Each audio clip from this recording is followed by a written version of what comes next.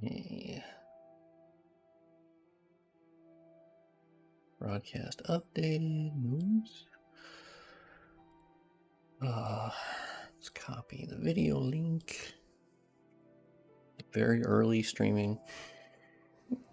Anyone that tunes in is gonna be like, what the hell is this person doing?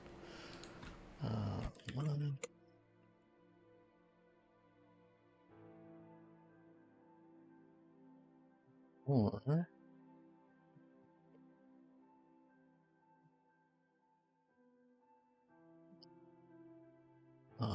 okay. That's the YouTube link. Then twitch.tv/.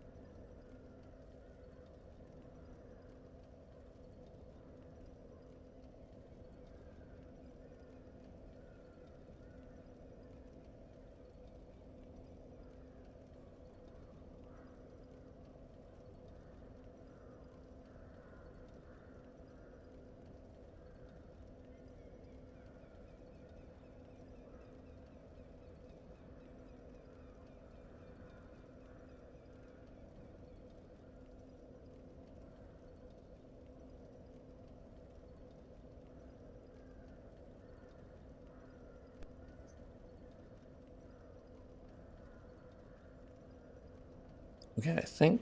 Ooh, I think we're back. I think we're back. Yeah, my NVIDIA broadcast, which handles my microphone, is already working. Yozora working on another mod. Yes, this is technically been worked on for a while now. It's working. Fantastic. Yeah, I don't know why NVIDIA broadcast does that. Yeah, it's yeah, it was renamed into Bearer of the Curse at some point because I was just like, yeah, Definitive Edition, I don't like that name. We can hear you, bro. Nice. Yeah, that was just a little goofiness right there. Don't worry about it. Everything is going to go exceedingly well. I don't remember what we were doing. Does anyone know what we were doing? Also, let's hit some walls so you can let me know what the game sound is. I probably need to raise the sound on it. I'll hit some walls. Let me know if any of that comes up. I don't think I'm really doing anything on this anymore. There are still some remnants of stuff I did, though. Yes, I think there's still some remnants of stuff I did, too. There was some torch pyres and a couple different things that... Can hear it well enough? Oh, very low. Okay. We got one saying low, one saying... Game's a bit quiet. Got it. Yeah, that's an easy one, because I ended up lowering the desktop audio a little bit. Alright, let me hit some stuff. You have an idea when the release is? I think it's, as far as I remember, I thought Yozora said something about October-ish. Maybe.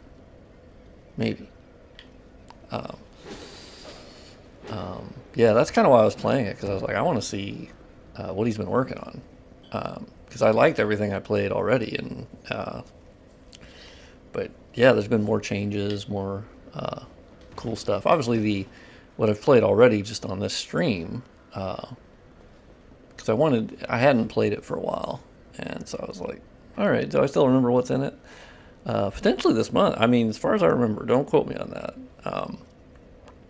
You think your preset will be compatible with this mod? Yeah, chat up trivia.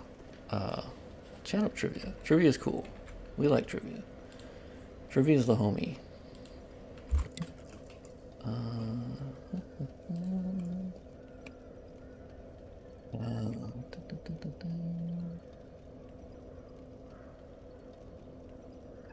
It's the texture guy.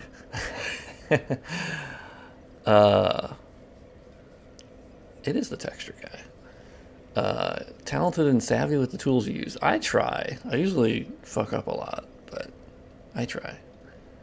I posted Trivia's Twitter, so, you know, you should go follow her, because she's cool. She posted some really cool stuff with Firelink Shrine in Dark Souls 3, using the real-time light override and injection stuff, which is cool. There are worse things to be known by. That's true. You know, that's true. That's true. Yeah, in this mod, you can already see, like, in here, there's some clutter. That's one of the coolest parts of this mod is how he's basically filled up the room with... because a lot of the rooms in Dark Souls 2 were very empty looking. I think they were rushing to finish the game. Yeah, so with using this in Lighting Engine, you would have to not use the altered filter params, but that's fine, because that's the same thing with Seeker of Fire. When you use that with Lighting Engine, you just don't copy over the filters folder, because LE sees that differently, which is totally understandable. Okay, so I'm here. What the fuck was I doing? I think I killed Pursuer. Yes, and I can fly to Lost Bastille. Yeah, okay, we can do that. If I go this way. Did I open that door? I did open that door. Okay. Interesting. Your birth certificate says texture guy. I'm okay with it. I'll live with that. Yeah. Or FromSoftware. You know, that's the other option. Whoop. Bitch ass. Yeah, you got more clutter. Look at that. I don't know how Yozora actually did all this clutter. Because I basically, Dark Souls 2 has a really goofy instance limit, where you'll hit the instance limit and it will despawn the enemies. And I always ran into that.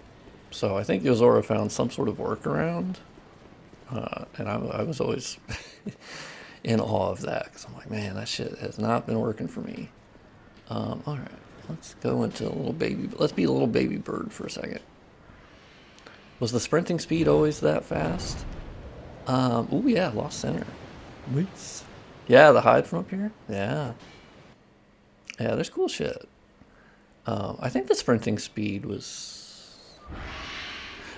I'm a bad person to stream it in some way because I think people will understandably assume that I had more to do with it than I did, and I don't know. Yeah, let's see. Is the sprinting speed a little faster? Maybe. Also, this room obviously has more stuff in it now, and it looks a lot better. The jump also, for anyone who didn't watch the last stream, understandably, the jump button, you no longer need a running start. You can just click the button. So I accidentally click it sometimes, so, you know, there's a bit of a problem there. Oh no, Yozora is keeping this canonical. Floating crates. Yozora, I'll never actually, to be fair, it's in line with FromSoftware. God, I'm saying my own name. Do you think it'll ever be possible to get E3 level visuals? I mean, personally, the lighting engine has already vastly surpassed that. As far as like 100% aesthetically recreating the look, I think that can be tough. You got picked up during day, flying until nighttime. That was a long flight, that's true. Yeah, I mean, I wish there was a way to like, well, see, the thing I want is I want the E3 demo to leak, finally, you know? I want to see the primal bonfire rooms. Yeah, those fucking empty rooms. Those were always funny to me because they're so fucking empty. Monitors. Yo. Alright, I'm in Lost Bastille. I've always really liked this place. Always been a big fan. I just love, that's my favorite thing about Dark Souls 2 is how varied the aesthetic is. Oh, fuck my ass. Okay, well, y'all be doing a lot more damage than I thought. Also, look at that door opening. That's a lot quicker. Very nice.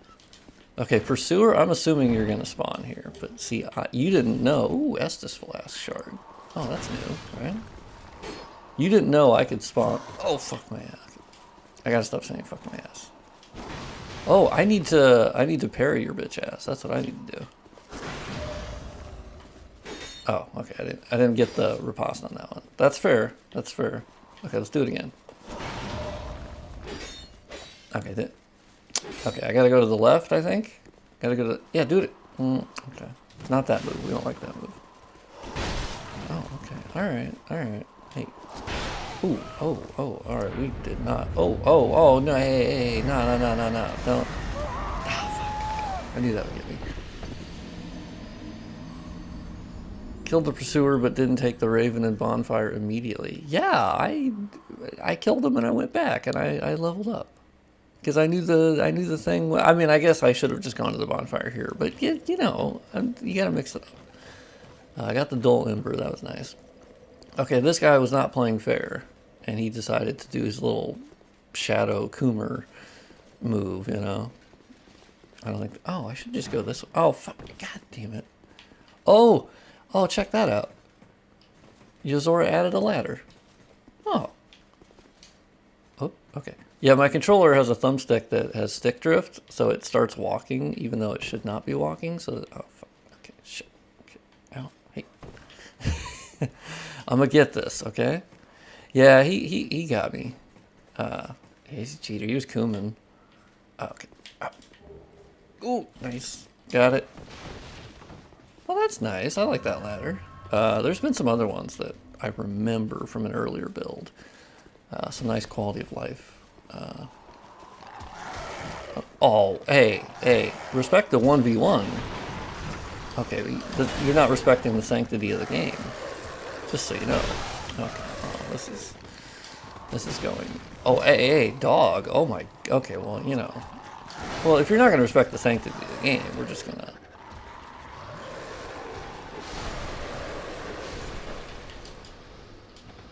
Yeah, fuck you. Like, final boss is stick drift. Well, evidently it is, yeah. This controller, I need to get a new one. Let me tell you. I don't like the skybox here. Oh, oh, wrong ladder. Ow. Are spawn into attacks. What are spawn into attacks? What's that? I'm not up on my DS2 lingo. Estus goes up faster now? Yeah, it's not as drastically slow. It's definitely... Oh, isn't there something about... Isn't there something about this wall here? Am I crazy?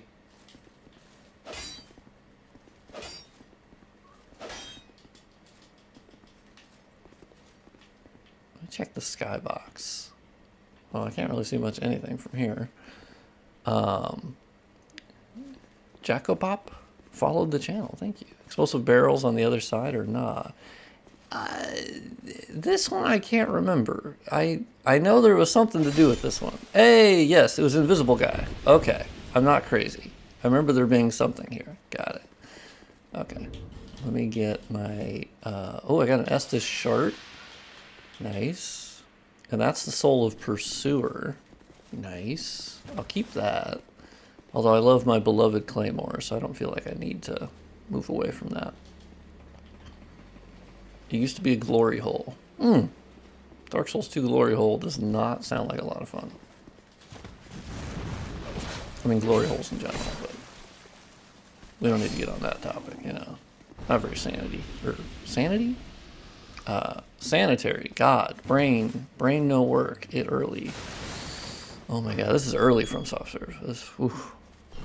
Yes, I also referred to myself in the third person. Yeah, pain. Hey, we got a table. That's new. What's up, Lugateel? How you doing? Antiquated key. Nice, nice. What is it? I don't know you. I don't know you, and you don't know me. Yeah, I mean, that's true. Things are better level. Alright, a little antisocial, but I'll allow it. The enemy... You get spawned in front of a janky hitbox. Oh! Yeah. Oh, yeah, just bad hitboxes. Yeah, I don't know, actually. 18-hour Bloodborne... Oh, okay, well, the only thing worse than a Dark Souls 2 glory hole is a Bloodborne glory hole. Oop, I just punched my mic. Don't worry about that. Don't worry about it. Powerful souls, claim your share. Uh-huh. Oh, are you going to give me a better item? You don't give me an item? I thought you gave me an item. Okay, well. That's fair. I didn't need the item anyway. Okay, let's go up here. Alright. Got a good item. Ooh, large titty shard. Alright. Oh. Looks like he's bearer of the deadline. Yeah, he's definitely, he be bearing that deadline. Okay. Hey, alright. Yeah, so I think one of the other changes here is naturally, you no longer have Stone Guy in front of these people. Because that's, you know, obviously the thing Scholar added where it was like gating your progression based on these little stone guys. I always thought it was a bit artificial. Just kind of like, they're like, damn, how do we get people to stop going to a more difficult boss early? Let's put a fucking stone guy in front of them. And they need a rare item. It's like, okay, I mean, that's not my favorite. How much does this mod change the actual level geometry? Hey, it's Yozora, everybody. It is the mod creator. The one, the only. So any and all questions are admittedly better answered by Yozora than me. I don't think a lot of level geometry has changed. I think there's like that distance stuff that sort of ties areas together, but not. There's like ladders added and some different things like that. The DS2 mod that makes the Chosen Undead not run like they shit their pants. Yeah, I mean, technically they now have like animation editing, I think. It was... What's his face? Figured out the morphine animation thingy. is FromSoftware contributing? Not really, no. I mean, earlier on I was, but I admittedly was kind of crappy about it. And, I mean, there was feedback and, like, some original ideas, but all of my visual work was completely, like, usurped by DS2 lighting engine, to be honest, in terms of, like, shadow casting. So, yeah. All my early work was kind of nah. And then I got lost in the DS1 sauce, and I didn't see the sunlight for the next 6 months. And I was working on that. Oh shit! Oh my god, the party's here. Oh my god. Okay. All right, you guys kind of hurt, you know. Oh, all right. Hey. All right, lock on. Lock on. Oh, are they not gonna go out the door? Really, guys? Are you just waiting? Hey, they gave up on me. What? No. Hey, bit. Oh god. It's a bang bus. It's a bang bus. Nope. Nope. Nope. Hold on. Well, okay, I don't really have a lot of healing items. Oh, okay, well, for whatever reason, they're not leashing. Or they're leashing a lot earlier. I don't know if that's a change. I feel like they always were pretty up my ass, but okay. Interesting. It's a what bus? Yeah, don't worry about it. It's a bang bus. Actually, let's not go that way. You know what? Let's not go that way. I usually go this way anyway. Oh, well, I didn't mean to drop like that, but it's a bang bus. You know. Don't Google that. It's not safe for work, presumably. I think it's what it sounds like. Oh my god. I remember you down here. Oh, you dodged my attack? I don't know about that. That is my job.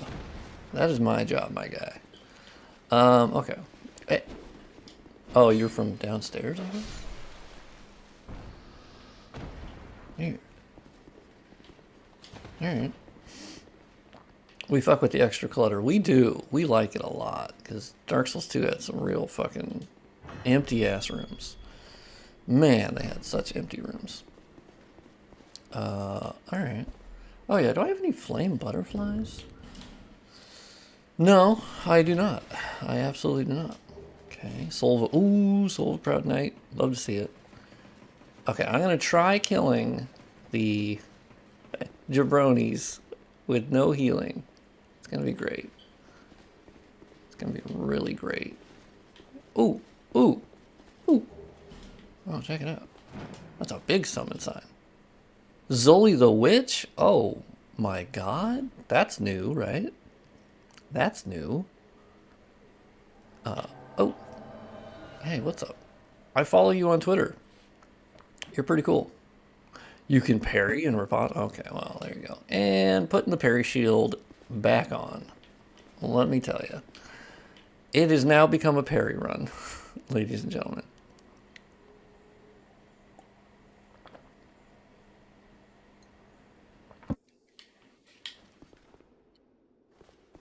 Oh, vanilla has too many flaws. Oh, Nosferatu, do you mean vanilla DS2 or unmodded Scholar?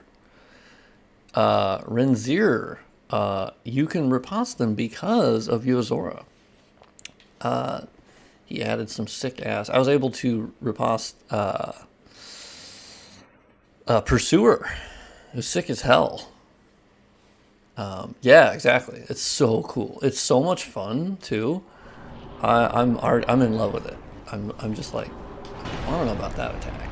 Can we riposte all of them? Oh my god. Oh my god. Dude, that's so sick. Oh shit. Okay. Hey, stay up here, by the way. Okay. Well, I didn't dodge that. So like, that's on me. That's on me. Oh, all right. Hey. Ibrahim, you suck my ass. Okay. Ooh. I have two fat ones. Also, Zoli the Witch is putting in the work right now. So I'm pretty okay with that. Okay. Oh my god. Okay.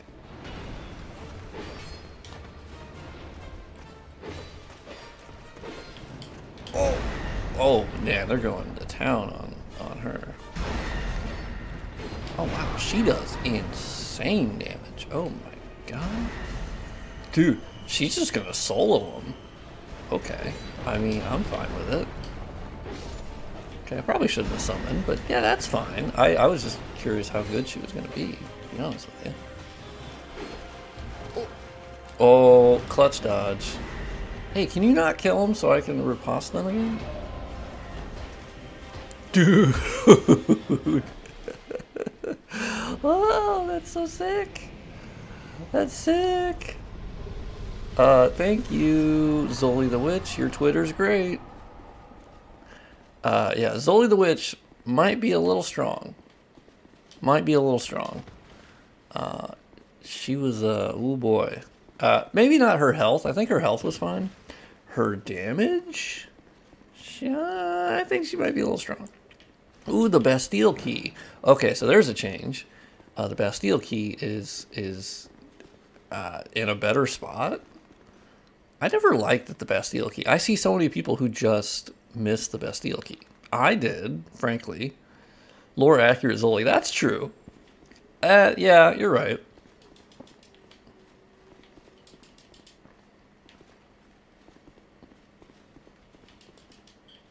Wait, not this one? Okay. Ah, shit, my ass. Hey, alright, fake one. I don't remember which ones are fake, so I'm just gonna hit all of them. Is this the one that goes back upstairs? Yeah, ladder, sure. Okay, Don't remember. There we go. There we go. We're getting it. Yeah, in the base game, it's in such a... yeah, it's at the end of that weird area, and a bunch of crates are over it, and I'm just like, okay. I mean, I get that you don't have to put it in a spot that everyone's going to find, but I see a lot of new players not get it. And that kind of sucks, because then they can't do the cool things with Lost Center, right? With like lighting up the arena. And so it kind of, that's one where I'm like, I would have put that in a better spot. Running 18 mods on Dark Souls 2, and one of them was that makes the 360 running around movement more responsive. Really? Interesting. Oh, it broke some boxes. Yeah, I ended up finding it. Oh, wait. Oh, is it on the other side? Yeah, okay. I was like, wait, there's definitely a door here. I am... okay. God, fuck, shit ass. Wait, which one has the... Isn't there one that has stairs? Am I crazy? Isn't there one that has... Is it this one? Yeah, oh, okay. I was like, hold the fuck on. Hey, got it. Oh my god, holy shit, you're the guy. You know, I have heard that. I believe I am the guy. I'm the guy. Hey, get your ass... Oh, I dodged your fucking fart attack. Didn't see that one coming. Thank you for the follow, by the way. Also, yeah, everyone watching on YouTube, as I said in the previous stream, you can watch on Twitch if you want, because I multi-stream. I know some people prefer Twitch, and I do for streaming and watching streams. So, you know, you're able to watch over there. Same name. Bloodborne mod looks so good. Thank you. I've been having fun working on it. It's kind of, as per usual with my mods, I usually find out more stuff to do, and then it grows in scope. But yeah, shout out to the mod developers, right? Or the emulator developers. Brain no work. It's too early.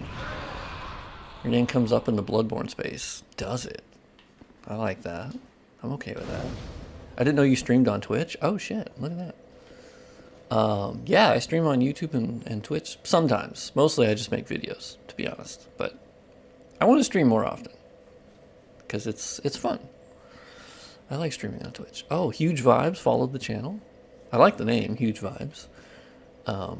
Yeah, I definitely would like to stream more often because I also understand that like I'm not always gonna have content to make for videos. So sometimes it will just be me playing stuff, you know. One thing I do want to do, I was watching someone do crowd control Dark Souls 1. Oh my god, we have Sir Alan in the building? What's up, homie?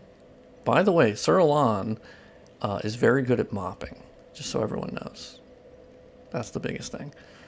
Yeah, I want to play crowd control Dark Souls 1.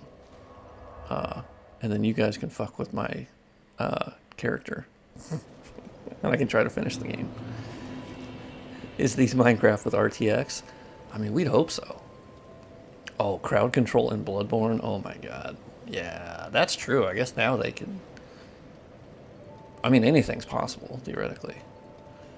Alright, what's up, girl? How's it going?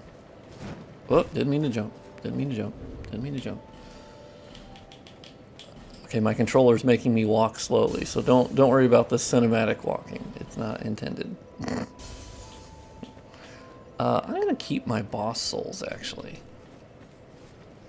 Ooh, I'm not gonna talk to you yet. I'm gonna actually go check out Mouflin. Or, I'm gonna call him Muffler. He's Muffler. That's his name now. What's up, Muffler? How's it going? I was hoping you would come. Ooh, okay, good. I dropped some cash on him. What do you got, big dog? You have my favorite set of armor. Or one of my favorites. Elite Knight. Ba-da-ba-ba-da. Yeah, I love the Elite Knight. Do you have anything else?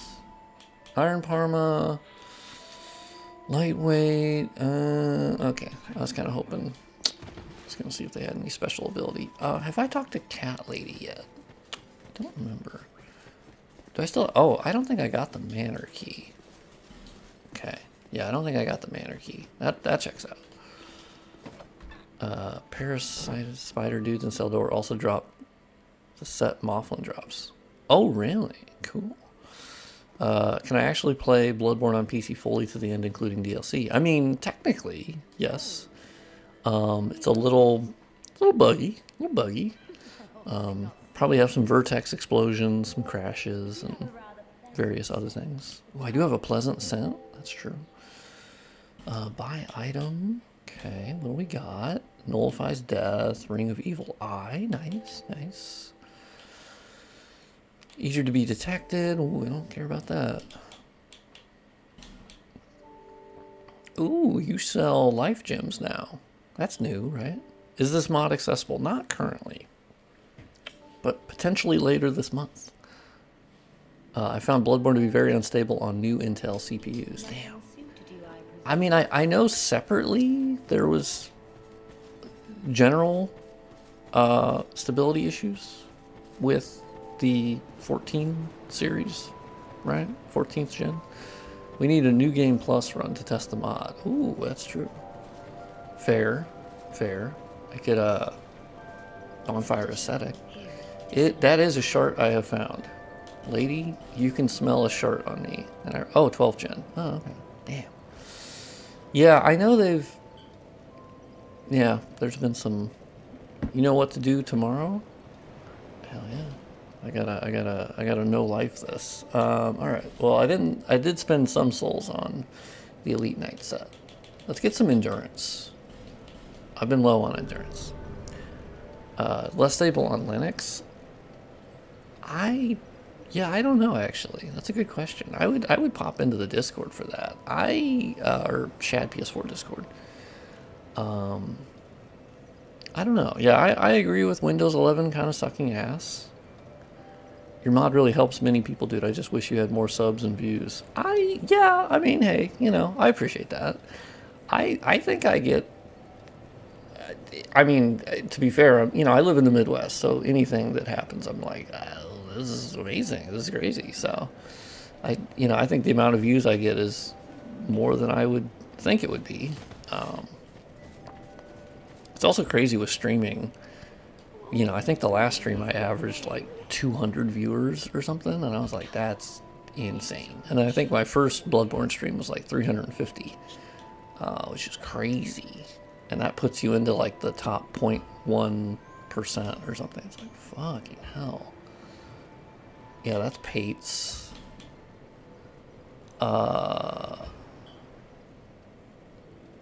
Okay, so she has a lot more life gems, but they're more expensive because I think the cat is selling 10 of them at 150 each.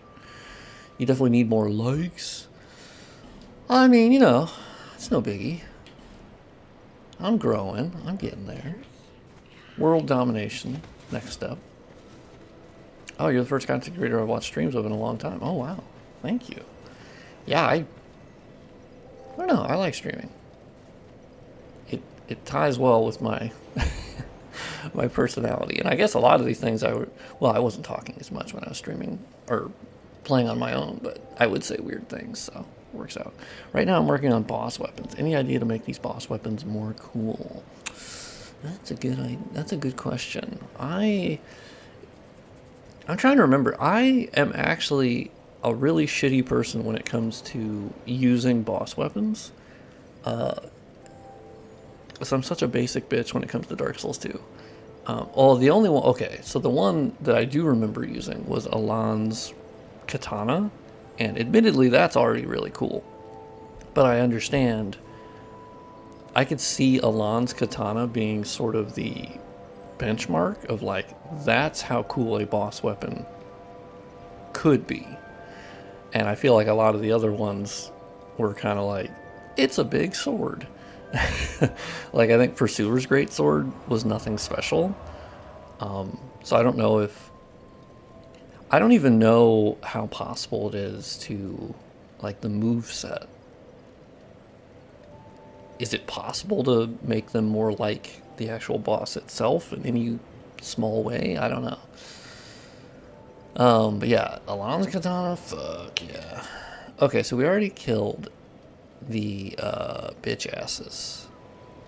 And I think I can go head the other way, right? What if I go back here?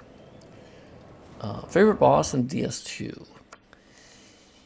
That's a good question. I probably would have to say Fume Knight if we're including the DLC and like the overall list. And if we're talking just base game, I actually think in terms of fun factor, I think Smelter Demon is frankly their best in terms of base game. In its difficulty and alternating moves and input reading and punishing greed, and like, it's weird how Smelter Demon was just a better boss than almost all of the other base game bosses. It's just really strange. That's one where I don't really understand why that was the case, but it was. I was like, all right, sure. All right, yeah, let's go. Because I just went straight to the Sentinel peeps. Okay, so we're not going to go over there. Whoa, almost fell off. Okay, I know you're going to explode some... oh my god. Whew. Close one. Okay, we got an item over here. Oh, a little doggo. I don't remember you. Okay, I almost blew that up. No one saw that. Funnest boss in Bloodborne. I'd say Maria, in terms of just fun factor. I always found Maria to be super fun. Unfortunately, she was not difficult enough. That was kind of my big problem. I do think... so fighting these big guys, I am noticing, I think combat might be a hair too fast. Because I'm able to kill these big guys with a claymore before they're able to hit me. And so I think that might make it too easy. Now that's just with the claymore, so I don't know if that ties over to some other stuff, but I'm noticing that where I think I'm a little too fast. And I think the enemies are not keeping up with that. Now, of course, DS2 by default is incredibly slow, but Yeah, I don't know. I think I might be too good. I might be too powerful as the bearer of the curse. Hey, what's up, big dog? How's it going?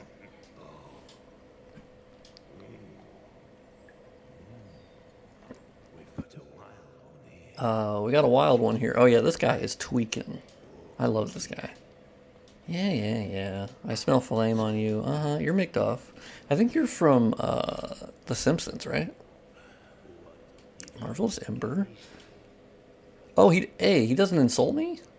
I thought he was like, give me that goddamn ember, you absolute bitch. He did not say that this time. Ooh, that's new. Oh, he's got large club? Oh. I remember Bastard Sword. I remember he has that. But the Varangian Sword, I believe that's new, right? Oh, he sells the Knight set? Shout out. What's up? What's up, On? I think I'll call you On. Parker Chase, bearer of the skibidi. Someone should add hitboxes to his hammer swinging. Oh, that'd be sick. That'd be funny. I'd like that. He's tweaking like a motherfucker. Uh-oh. I'm assuming that is a, I think that is a bug that selling the night leggings for 408,000 souls. that might be a little bit much. Professor Gears, this is an overhaul mod. So different loot, placement, can be enemy placement, combat, all kinds of cool stuff. Yeah, are they just really nice pants? They might be. That's just Mouflin beat. Yeah, I mean, I think the guy learned from Mouflin. He's like, fuck this guy. I'm gonna take this guy for all he's worth. Well, okay, I can't buy your pants. Oh, I didn't put on my Elite Knight set. Hey, fuck off. Stop insulting me. That's not cool. Oh, I already have the Knight set. Oh. Okay, well, I'm dumb. I already have the Knight set, but good catch. Let me fix that. Nice. Yeah, see, that's why I like streaming it. Because when I stream my mods, I always find shit where I'm like, damn it. Fuck. I gotta fix that. It's always been super helpful to me. Okay, let me light this guy's fire. Nope, didn't mean to do that. Big Kaledo. Kaledo? Thank you for the follow on Twitch.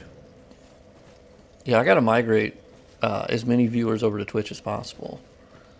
Because, I don't know, I really like Twitch. I'll always stream on YouTube as well, just because it puts the VOD up there automatically, which is just always super helpful. But I think Twitch for streaming is it's just a lot better because it's much more of a community environment.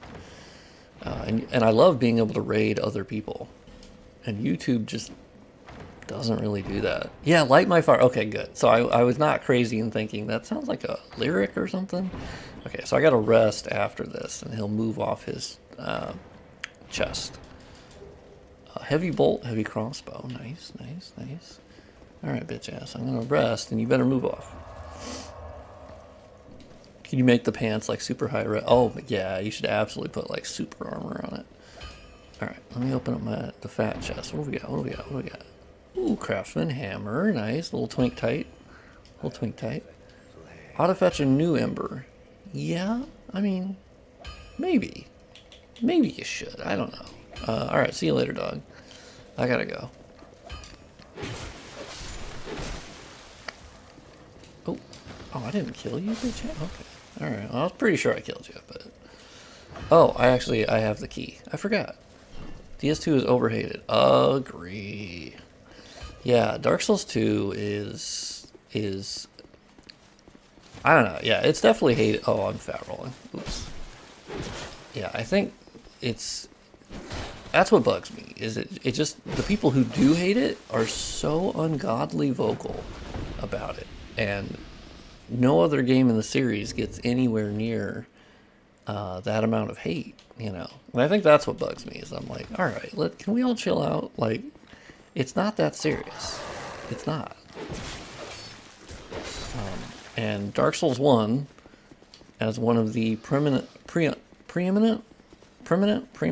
it's preeminent, God, fuck? Dark Souls 1 modders, at least as far as like how much time I've sank into it. Like, Dark Souls 1 gets so many passes for being buggy as fuck and janky. And Dark Souls 2 just does not get those passes. I feel like a lot of people are like, oh my god, it's so fucking janky. It's like, yeah, well, Dark Souls 1 is janky as fuck. That's part of the Souls games. Like, and the older ones, yes, were more janky, but I don't know. It gets, ow, you son of, okay, you know what? I was gonna spare you, but now big fat ass motherfucker came in here? I don't think so. I do not think so. Hey, where you at? Hey, did you leave? No. Oh my god, the guy's sword is dancing around. Holy shit. I mean, the level design, 100% is the biggest thing for me. And it's something that Dark Souls 2 does not have. And partially that's because FromSoftware itself moved away from any sort of interconnecting level design. Yeah, I'd agree with that. Demon Souls has its own jank, but I think Demon Souls is benefited by it being very separated and a smaller overall experience. That, yeah, Demon Souls feels a little different, but they all have their jank, and I think people focus way more on Dark Souls 2 being janky, and it's like, yeah, I mean, they all have, like, I promise you, the hitboxes are not perfect in any of them. So, Dark Souls 2 does have some that are a little oof. Oh, you're so gonna get it. You're so gonna get it. Yeah, dude. Well, not, hey. Oh, God. Oh, God. Not that attack. We don't like that one. No, it's crazy. Dude, I love it. I will say he recovers very quickly from that riposte. Almost too quickly. I feel like there should be a little bit of a delay there. Because when I normally parry him and then I don't get the riposte, he has a little bit of a delay. But when I do riposte him, then he's immediately back up. So I feel like that should be, he should still have some delay after I successfully stab his bitch ass. Okay, be cool. I'm gonna take that. Yeah, see, he's back like immediately, and I'm like, all right, give me a goddamn second, you know, give me a second, just a little bit of a delay. I know, dude, you're coming, and I get it, man, but that's nasty. Okay, well, I had to roll into that, so yeah, bitches. I still haven't figured out the parry recoveries. Yeah, hey, that's fair. Yeah, like, it's totally not a big thing. Like, if it's not something that's possible, totally fine. Because, you know, I manage, I recover. But I mean, already, that fight was so much more fun than it normally is. And I already have fun with Pursuer, to be fair, in the unmodded game, but, like, being able to actually riposte them is so fucking sick and awesome that it's absolutely worth. Dude, what are you big guys doing? You're invading my space all the time now. Also, I can bully you. But if you use the door, you can handle them piece by piece. Wait, what? The infamous jank in Lost Bastille is the soldiers behind the big door just up ahead on the way to Rune Sentinels. What? You can handle them piece by piece. Oh, you mean like those little dudes up here? Yeah, I mean, I kill 2 of them, and then I open the door, and they don't all run out. I've always been able to just kill the ones that come at me. I usually just run downstairs and then go up the ladder, to be honest. But do I have a homie bone? I do have a homie bone. Let's homie bone. Let's bone out. Use the doorway like hot gates. Yeah. I guess you could just...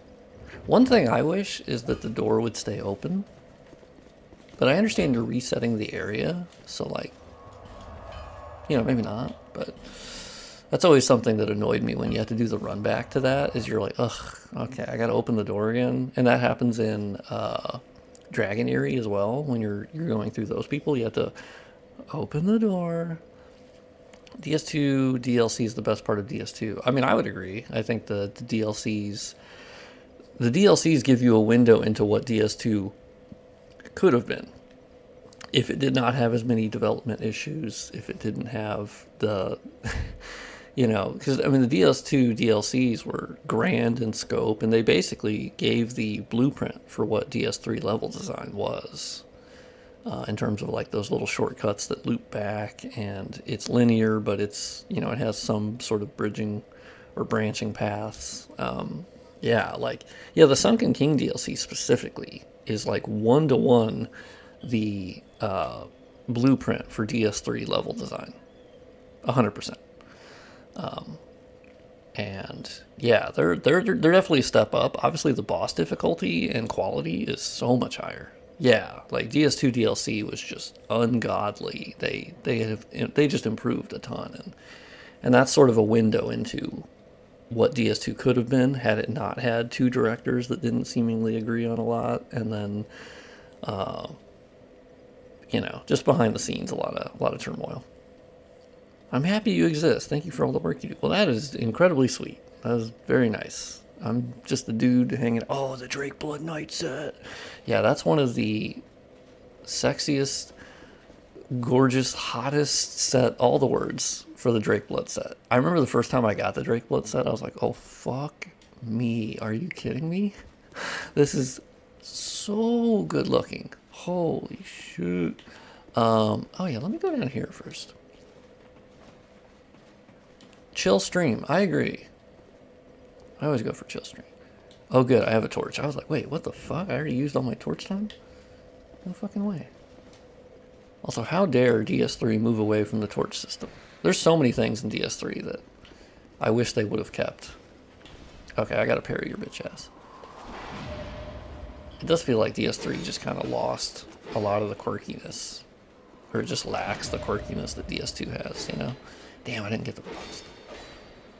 What do you use besides Smith Box? Witchy B&D being obviously the unpacking program for everything, which is just without that, it's based on Yabber, of course, but oh shit, okay, I parried early. Okay, that's my time to heal. Okay, nice. Hey, do it again. Okay, not that one. Let's not do that, Pursuer. I'm glad that you do more interesting attacks now, or you have a higher chance of doing them. Ah, shit. Still not good at positioning myself for... Sick! Oh my god, that's just such a game changer.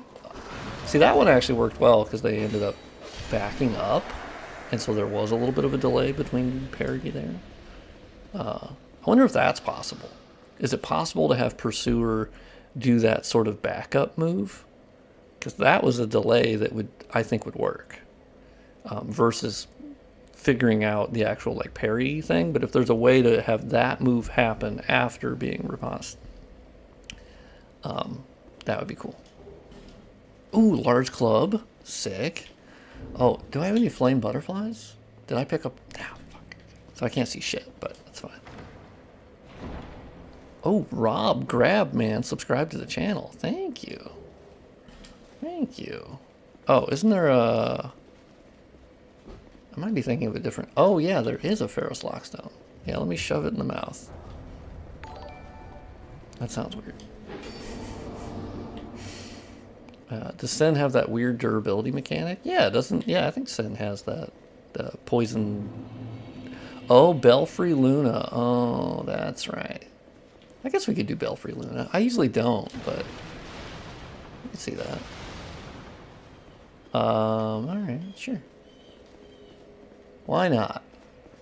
Why the fuck not? I remember people getting upset that this guy's everywhere. Yeah, I guess I like Pursuer. I don't know. I always found that they're like, oh, I don't know why he shows up everywhere. It's like, I mean, his name is Pursuer. I don't know. I mean...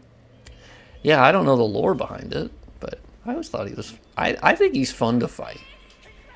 And the good thing is, like, he's optional to fight. You just run away, and he goes, yeah, alright. My friend said if I finish Morrowind, he'll play DS2. Oh, nice. Yeah, Morrowind. I mean, I haven't been able to really play Morrowind since in the 2000s, more or less. You think you can make the torch cast shadows in your Bloodborne mod? The only way that that's possible, unfortunately, is if somebody cracks the SFX files. Because apparently they share more in common with DS1 special effects or particle effect files. And you can't crack those open either. So, if that's possible, at some point they can crack those, then yes. Well, yeah, I think Morrowind's great. Yeah, they've been doing that mod for a long time. I assume that's what you're talking about. Yeah, they're putting it in the Skyrim engine or whatever. Yeah, I love Morrowind. It was my first real like obsession, I think. You should stream Morrowind. Yeah, Morrowind's great. Morrowind, I like Morrowind more than I like Oblivion or Skyrim. Not to say Oblivion and Skyrim are not good games. I think they are. I think they just missed some of the like Oblivion brought a lot of the issues. I think where it kind of watered down the difficulty in many ways. Where they like, oh yeah, we're gonna scale all the enemies now based on your level. And it's like, yeah, okay. I mean, I get that, but also, Morrowind felt like this weird alien world, and everyone hated you. And Oblivion had to fit on consoles. I mean, it. Yeah, I mean, it's not. I mean, to be fair, Morrowind was on the original Xbox. It's not so much like the console thing. I understand why it went the way that it did, and like the map was they had fast travel, and they kind of moved away from the.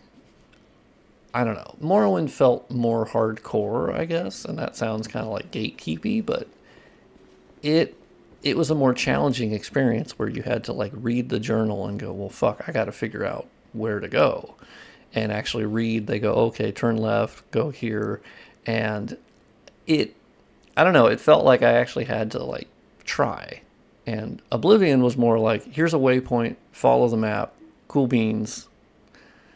Hey, Holden out. Yeah, you have the coolest Twitter handle of all time. Bloodborne game.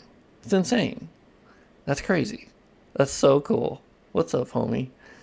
Well, I mean, yes. Obviously, I am not an Elder Scrolls expert as far as like before Morrowind. Morrowind was my entrance into Elder Scrolls. But Morrowind was also my entrance into like modding, is the construction set. And oh my fucking, I feel like enemies are doing ungodly amounts of damage. Am I crazy? Like I have the Elite Knight set on and I'm getting cooked. Oh, Jesus Christ. I love these little guys. Oh, are they not metal anymore? They're not like those weird looking. It's kind of cool to look at them in a normal way. Takes the road south, turn left at the fork tree. Yeah, it was hard. And at the time playing Morrowind, I was frustrated. But I love that it came with like a paper map. And I could like, it just, there was something about Morrowind. It was a space and time where I got lost in that world. And I ended up hunting down. This is before we had like super good wikis for everything. And oh my God, you guys hit like a fucking truck. You have fucking Mario ass move. Get out of here. Yeah, Morrowind is always has a special place in my heart because Brave Katarina? What? Who the fuck are you? That's new. Even though I watch your videos, I'm a little confused. Do you actually mod games code? No. No, I think people would be surprised to know how little coding is required with Souls modding. FromSoftware, you tried to improve your armors. This is not DS3 or ER. Yeah, I know. I haven't upgraded my armor. But to be fair, I never upgrade my armor really. And like, I've done it in DS1 a little bit. I don't know. I guess I'm just not used to taking that much damage.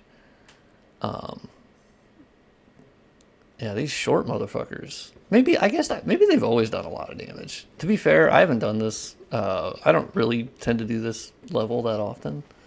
So I'm gonna assume Brave Katarina is what's his face? Sigurd. It's his daughter, right? Really? Yeah, I don't know. I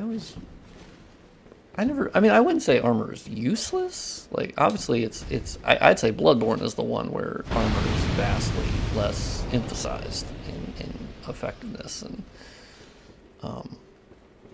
yeah, I don't know. Here it does seem a little... I feel like I'm taking a lot of damage for having the Elite Knight set. Like, I literally had to take my helm off to stop fat rolling, and I'm getting absolutely melted by these guys. Crazy. Yeah, we need confirmation of how brave she is. Oh, wait. Wait, do I have... Am I forgetting a step? Oh. Okay. Interesting. Interesting. Oh, fuck my ass. Oh. Did you always have to go up the ladder? I thought you normally went through the fog wall. This is different. I'm pretty sure you went through the fog wall. Oh my good god. Oh, also, you're a poise boy? You don't get interrupted with my fuck. Okay. Be nice to me. Okay, these are pro strats here. I'm moving while putting on healing items. Hey, Brave Katarina, step the fuck up. Start doing some shit, okay? Oh my, dude, your arrows are insanely quick. You're like American Sniper. Like, what the fuck's going on? Oh, pickup item. Okay, well, I have 18 shields now. Okay, I can ring the bell. Aren't there chests over here? Yes, okay. Would it be possible for me to link a video showcasing how ineffective physical defense actually is? Yeah, that's fine. Yeah, that's interesting. Like the damage calculation made it so you don't have head armor. Your max damage reduction tops out at 80% of what's possible. Jesus Christ, really? Are you going to leave the country if a wrong president is selected? That is, I'll admit, that question is out of nowhere. No. I am in the Midwest. I do think it's funny when someone goes, I'm gonna leave for Russia. Okay, I mean, have fun. Wrong president inevitable. Yeah, we don't really need to get into a bunch of politics. I have a preferred choice, obviously. And I don't agree that,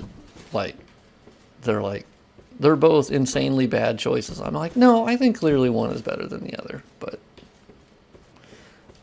But people are allowed to think that both are bad. I think it's fairly obvious that one is vastly, vastly better than the other. But that's me. Hey, oh, okay, maybe I did. I think I just don't remember. No, I mean, we talk about politics in this stream. We do. Every stream it tends to happen. But luckily, we're all pretty cool about it, you know? We're all cool. We're just chatting. It's okay to, not like both candidates. I think that's understandable. What's up, James? Hey, it's going pretty well. Oh, I still have my summon with me. I think she healed. One of the worst bosses. Yeah, no way. I can backstab them? No fucking way. That's new. What the fuck? Yeah, Yozora, what the fuck? That's awesome. I love that. Let me shove it right up in their ass. I hate these guys. Oh, they have lightning now? Excuse me? Have they always had lightning? Did I not know that they had lightning? Oh, well, this makes it a lot more fun. Okay, all right. Hey, I'm gonna go eat this little candy over here. Yeah, Yozora on this mod added these backstabs, and you can also riposte the Pursuer, Lost Center, Rune Sentinels. You can now riposte now after parrying them instead of just with Pursuer. It never made sense because it was like you let us parry him, and then it's just he awkwardly stands there. So now you can actually do a riposte, which is sick. Yeah, great fucking addition. Oh my god, it's so sick. It's so sick. I love it. Because this fight, I think, is just dog shit. This one, I'd really like to understand. Like, I assume you guys thought it was just a cute little nod to Dark Souls 1, but yeah, I don't know. It feels a little eh. Oh, yeah, alright, damn. Okay. I have the kid over, so I gotta head out. Have a fun stream. Thank you. Yeah, that is the homie Bloodborne game on Twitter. Every time I see that name, I'm like, what the? That's so cool. I'm sure Sony's like, shit. Give us that handle. And when we fucking remaster Bloodborne, do something with it. If you want that. Alright, well that was a lot more fun. That was a lot more fun than it normally is. Thank you, nice lady. Brave Katarina. I think she's very brave. Oh yeah, let's get this. What's in here again? I can't remember. Yeah, I like that Morrowind had you actually read your journal. And I get that it's old school. And I think it was actually the creator of the Elder Scrolls Online that was like, yeah, like if you think that people are going to play a Morrowind style RPG today, I just, you know, I don't know. And I don't technically agree with that 100%. I think if you made sort of a more retro style RPG that's kind of hardcore like that, I think you'd find an audience. I really think you would. And it asked more of the player. It was like, you better fucking figure out where to go, and you're not going to 100% know every next step and every quest. And Oblivion, like, I totally understand why they were like, let's make it a little bit more user-friendly, but it did kind of just ruin the... I don't know, it ruined the experience a little bit for me. Like, I played through Oblivion, I played through Skyrim. Skyrim I was particularly disappointed in. Like, I think it was cool, but it also... It's kind of crazy. Okay, so... Like, I don't need to shit on Starfield. I didn't really enjoy Starfield. I played, like, 5 hours of it, and I kind of bombed out. I was like, eh. But I was watching someone play the Shattered Space DLC. And man, it's crazy how their games have just not changed at all. Like, and I, you know, of course there's a lot of people that really love that, but I was like, damn, y'all are still doing just essentially the same thing. And like, I was seeing them do a quest, and like, there's 3 people that are, actually it was like 6 people that were awkwardly standing on a launch pad, and you were talking to one of them, and the other 5 were just standing there, just waiting. I was like, it's just weird. It's just, I don't know, it felt so, I was like, dude, that, like, you, like, none of this has been leveled up since, like, Oblivion.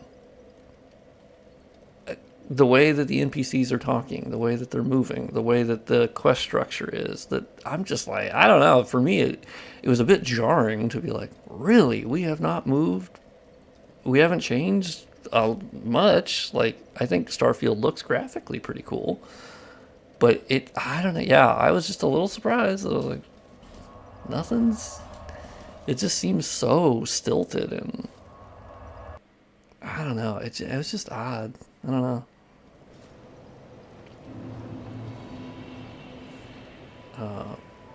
Big Kaleido, subscribe to your channel. Thank you for the sub on Twitch. Thank you. Yeah, I mean, making a Bethesda, the closest thing I can think of is Outer Worlds by Obsidian.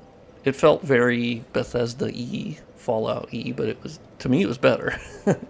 I really liked Outer Worlds because it felt a tighter experience and less buggy.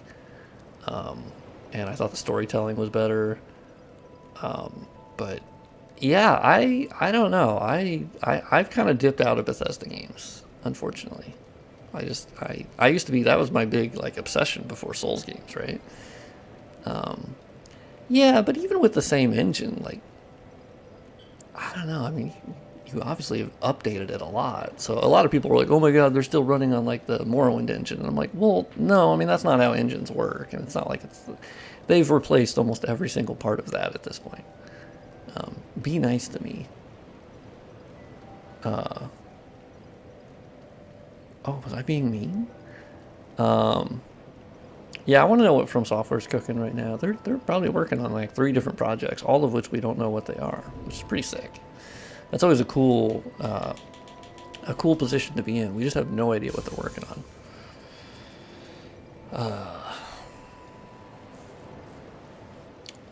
Yeah, Red Dead Redemption. I know one of their big things is that they run on Vulkan, which is sort of not the norm for AAA development aside from Doom. You know, the id Tech engine, and yeah, I would like more bespoke engines, to be honest. I don't want everything to be Unreal 5. I want another Armored Core game.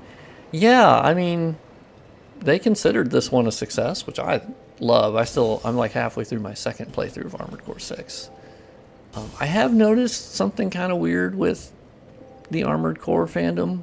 There's a group in the Armored Core fandom, and to be fair, I guess there's that group in the Dark Souls fandom. There's probably that group in every fandom, but in the Armored Core fandom, I've noticed there's some people that were just, they couldn't take the win, like with Armored Core 6 being as good as it is, and them being Armored Core fans. There were some that were just like, oh, it's dog shit, I hate it, I hate Armored Core 6. And I'm like, okay, I mean, I think we can say it's a quality game. You may not like it, but I don't know. Yeah, it requires 3 full playthroughs. Yeah, I'm halfway through my second one. Loving it. It's so good. But I was like, damn.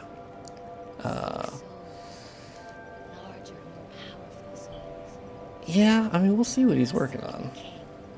They modernized my clunky, outdated, irrelevant franchise. Yeah, I don't know. They were I've just seen some posts where they're very weird about it, where they're like, yeah, that's fucking where they ruined it, you know, and all the good ones were, and I'm just like, I don't know why people have to be like that. If you truly love Armored Core, I just don't know how you can shit all over. And me playing Armored Core 6, I'm just like, dude, you could not like it, but like, this is quality as fuck. This is awesome. The music, the set pieces, the way that they were nitpicking it, and like, oh, you know, longing for the old days. I'm like, dude, I booted up for why am I saying For Answer? I was gonna say For Honor, but I'm like, that's a different game. Dude, I booted up For Answer, and I was like, damn, this feels bad to play compared to AC6 for me, but that's just for me. Yeah, AC6 runs really well. It is also, I think it benefits from obviously not being very geometrically complex, because of course it's like industrial environments, and so they're naturally blocky. You can never say those words in that order. Wait, what word in what order? Oh god, what did I say? What did I say? Fuck. I need more coffee. Trivia, you gotta let me know what I said. Now I'm like, shit. Am I canceled? Fuck. A little bit more strength. A little bit of vigor. Let's get a little bit of vigor going on. Yeah, I mean, I'm surprised they haven't ported back the 120 hertz support to Elden Ring on PC. And photo mode, right? So, like, I don't know why they haven't backported that yet. I don't know. It's over. Canceled for something. That will be on my tombstone. Canceled for something. I don't know, man. He said something. Let's buy... Oh, didn't mean to jump. Sorry. I kicked you in the face. That was rude, and I apologize. Too busy cooking Demon Souls 2. I wonder if Sony would be like, hey man, we'll give you all the money you want. We would like you to make another exclusive game. I don't think FromSoftware is very interested in doing exclusives anymore, because they don't have to. I think they can just say, no, we'll self-publish. Like, we're huge, we're massive, we're known by everybody now. We've never been more popular or more powerful, so they just don't need... I don't think they need a publisher nearly as much, which I'm sure Bandai Namco has to be a little afraid of, considering they bought the trademark or the IP rights back to Elden Ring from Bandai Namco. I thought that was interesting. I was like, okay. I'm surprised Bandai Namco would ever like allow that to happen. It might be that FromSoftware is like, well, then we're not going to let you create a sequel or something. I don't know. I mean, he doesn't seem to like sequels. True. I think that's a generally that seems. I don't know. I'm not sure if they'll give up on Bandai Namco. As like, I think they might publish themselves in like the East. I think in the West they might still rely on someone to publish. Like with Activision publishing in the West, or they might still have a publisher to handle some of that, but they might self-publish in certain ways. Yeah, there may have been some contracted buyback related thing that Sony does a Nintendo move. Yeah, I mean, they don't have the same legal ground that Nintendo had to stop the, sort of Nintendo emulation or Switch emulation, because the Switch emulation scene is vastly more focused on piracy. And it's unfortunate that that's who gets attracted to the Nintendo side, because they were playing the new Zelda game, Echoes of Wisdom, like a week early. And if you have people doing that on your emulator, it's really hard not to have Nintendo kind of tamp down on that. Not to mention the other emulator was shut down for a variety of reasons. The code that was used from like the BIOS or whatever, or it ended up being they were using Nintendo owned code, and then they also had a Discord that was very piracy friendly. There was a lot more reasons as to why the Switch emulation got shut down. Yeah. It's a moral obligation to pirate Nintendo games. I don't know. I think it's a little bit more complex than that, in that I do think they're allowed to sell their product and not have people pirate it. And I do think it's a bit rich when people say that like Nintendo emulation has nothing to do with piracy. And I'm like, yeah, but like it does. It does. It shouldn't, and it'd be really cool if... Yeah, Yuzu, of course, is the specific one that... now, the recent one that got shut down had less of a reason to get shut down, but it turns out Nintendo just talked to the owner. Yeah, I mean, Nintendo has a lot of problems. They do. They also did, like, a copyright strike against a guy who was just showing footage. So, like, that's shitty. I don't know. I think Nintendo can be shitty, but I don't think that means being... I don't know, like, being shitty in response to them doesn't really change much. I don't know. It's whatever. Yeah, talked, air quotes, yeah. Talked, it probably said, will ruin your entire life. Oh, you said nice to me to some enemies ganking you. Oh, gotcha. Okay. Did I like Outer Worlds? I did. I did like Outer Worlds. Outer Worlds is great. Their Switch also runs like dog shit. I mean, yeah, it's running on like a... To be fair, it's running on like a ancient ass fucking chip that was even old back in 2015. So, the fact that they've gotten what they've gotten out of that, I think is actually pretty amazing. So, I don't know. And the Switch 2 sounds pretty cool. Pirating Adobe products. Yeah, Adobe definitely has some business practices I'm not terribly thrilled with. It's like they make you pay a cancellation fee, which is just... What? Like, what are we doing? What? Yeah, Adobe... And then they also had that weird change where they were like, we'll be able to use all of your art that you make with any of our tools. We will feed that into generative AI. And I was like, come again, what? Yeah, Adobe's got some problems. So no doubt about that. Yeah, I need to go the other way through here. FromSoftware definitely needs to up their engine optimization skills. I mean, I would say AC6 proves that they can have an optimized game. Now, once again, that also I think is down to how AC6 functions, and that it is not as difficult to render as Elden Ring is. At all. Ubisoft will be merged soon. Yeah, I heard that they're trying to sell or something.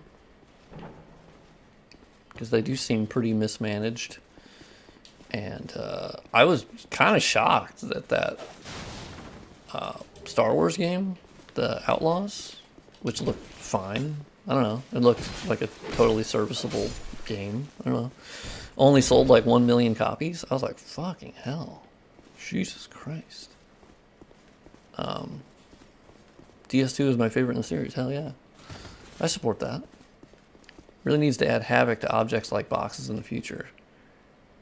I mean, well, it does use the Havoc physics engine for their games. It disables the Havoc. Well, DS2 specifically deactivates the physics very quickly. Where, even in DS1, like the break object related stuff, they turn off the physics for a lot of that. The bodies they don't, but in DS2 they unfortunately turned off the physics very quickly. Presumably for performance reasons.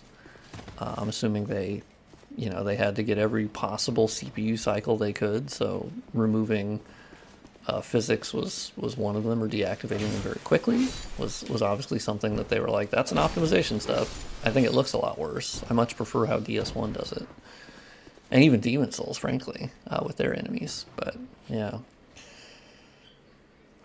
Yeah, I think DS2, they ran into some severe performance problems. At least from what we heard of the E3 demo, that it was fucking awful. Like, the E3 demo, a lot of that footage was okay, but apparently the other areas that they played in the beta of some sort, like, were really fucking bad. So, I do get why they cut down the game quite a bit graphically. Oh man, I didn't make that jump? Damn. Because I still think about, what would Dark Souls 2 be had it been an Xbox One, PS4 launch game? Because it was super close to that. I mean, it released a year after the Xbox One came out, right? Didn't it? Yeah, wasn't it 2013? And DS2 came out in 2014, so like, man, it's such a shame that, and it was kind of a cross-gen game, right? And so it ended up having the Scholar version, which got upgraded, but I'm just like, damn. I mean, still, well, yeah, but I'm just, can you imagine had they targeted it specifically for the next generation? Oh my God, they wouldn't have had to cut down everything they cut down, and it just, I do think it would have been a different game. Not in like a bad way, like literally in a, I mean, just would be a better looking game, frankly, than what we ended up getting, which I still think is beautiful in many ways, don't get me wrong, but it did not end up anywhere near that E3 demo, mostly. Whew, close one. Shit, close. I mean, they did have Bloodborne in the pipeline, but that was a separate team. So, I mean, it could just be that obviously they had contractual obligations of announcing that it was. Yeah, I mean, it would have meant less sales. Oh, for sure. Yeah, it would have. And it would have forced people, because they made Demon Souls on PS3, then they had DS1, and so having another game on 360 PS3 is fine, but it's just, I don't mean as like in a realistic situation. It's just more of like, you just kind of wonder like how different could it have been had they not had the problems that they had, which were, a lot of them were performance reasons. Also, it was just them experimenting with a new engine mostly. And that has its own problems, and could have been alleviated by having a better hardware platform. Well, I mean, contractually not touching Bloodborne again, well, I mean, it's not theirs to touch. So I mean, I guess yeah, in that way, that is a contractual obligation. It's more of just a contractual, like Sony said you don't own that. So, oh, I didn't. Wait, there's always been a wall here. But you could just break that with your sword? Really? Are we sure about that? I mean, I guess that's a contractual thing, but really, I mean, that's just how it was from the start, is you don't own Bloodborne, so you're not going to be the one updating it, because it's ours. So, bone staff, nice. Speaking of Bloodborne, get the fuck out of here. Ooh, shadow leggings, nice. Okay, so there's a ladder, and then there's... Can't see shit. No, I mean... Oh, Sony. Well... Oh, you mean... You mean FromSoftware having some contractual obligation that Sony can't touch Bloodborne again? Because I don't think that's true. I mean, Sony... I mean, we just don't know why Sony hasn't touched it yet, but there's no doubt they will. For me, at least, there's no doubt they will touch it again at some point. I don't buy that when people doom and gloom over it. I'm like, I think a lot of people are doom and glooming over that for clicks. Where I'm like, yeah, I get that that's negative and that's going to get you a lot of clicks, but no, they're going to touch Bloodborne again because it's money and they like money, and that's a game that's really liked. So, yeah. Yeah, also look at the clutter in this room. Yeah, there's no way that they would have... They don't have... Like that, as far as we understand, Sony 100% owns Bloodborne. Also, even if they didn't 100% own Bloodborne, FromSoftware has always been... Anytime they talk to Miyazaki, he goes, yeah, Bloodborne's great. We love Bloodborne. And he wishes it was... more people could play it. So, like, I don't buy that. Yeah, like... No, I don't... I've never bought the theory that there's some issue or beef between the two of them, as I haven't really seen proof of that, other than it's like, I think it's the saying of like, absence of evidence is not actually evidence of absence, if that makes sense. But people are kind of taking it to be that. Which, because we don't have anything to go on, so we kind of have to make stuff up or just have theories, you know? But I think the fairest reading of the situation is that they remade the other one they own by FromSoftware, and so I don't really see why they wouldn't touch the other one that they own from FromSoftware. Like, I know that's the boring answer, but I think they will in time. We just, you know, therefore the knowledge about Bloodborne is gone. No, I mean, I don't see that being the issue either. No, I mean, there's no way they just flush down the source code. Like, I don't see that being possible. And also, they could understand the engine again. They could understand how it functions, and like, I don't know, they're professionals. Like, if you handed it to Nixus or Bluepoint, I don't see that being an issue at all. Yeah. Yeah, as far as Bluepoint, I mean, they've been saying that they're working on a new IP. Well, they didn't say new IP, but they said something... I'm trying to think of what the wording was, but it was not really indicative of another remake or remaster. They could just be obviously putting us off to where, you know, we wouldn't think of that, but... Oh, shit, I did need to go this way, because there's like an Estes shirt. Fuck. There is like an Estes shirt there. And I do want that Estes shirt. I very much want that. Let's go back to the... Yes, this one. They would butcher the... I mean, these are all topics we've talked about a lot. I think it would be fine. There'd be certain things they'd change I wouldn't like, but with any remake, that's just simply how it's going to work. Why are you saying Estus shirt? It's a shirt, right? Is it not a shirt? Oh, I just warped to the same. Oh, okay. I went to the wrong one. I think it's a shirt.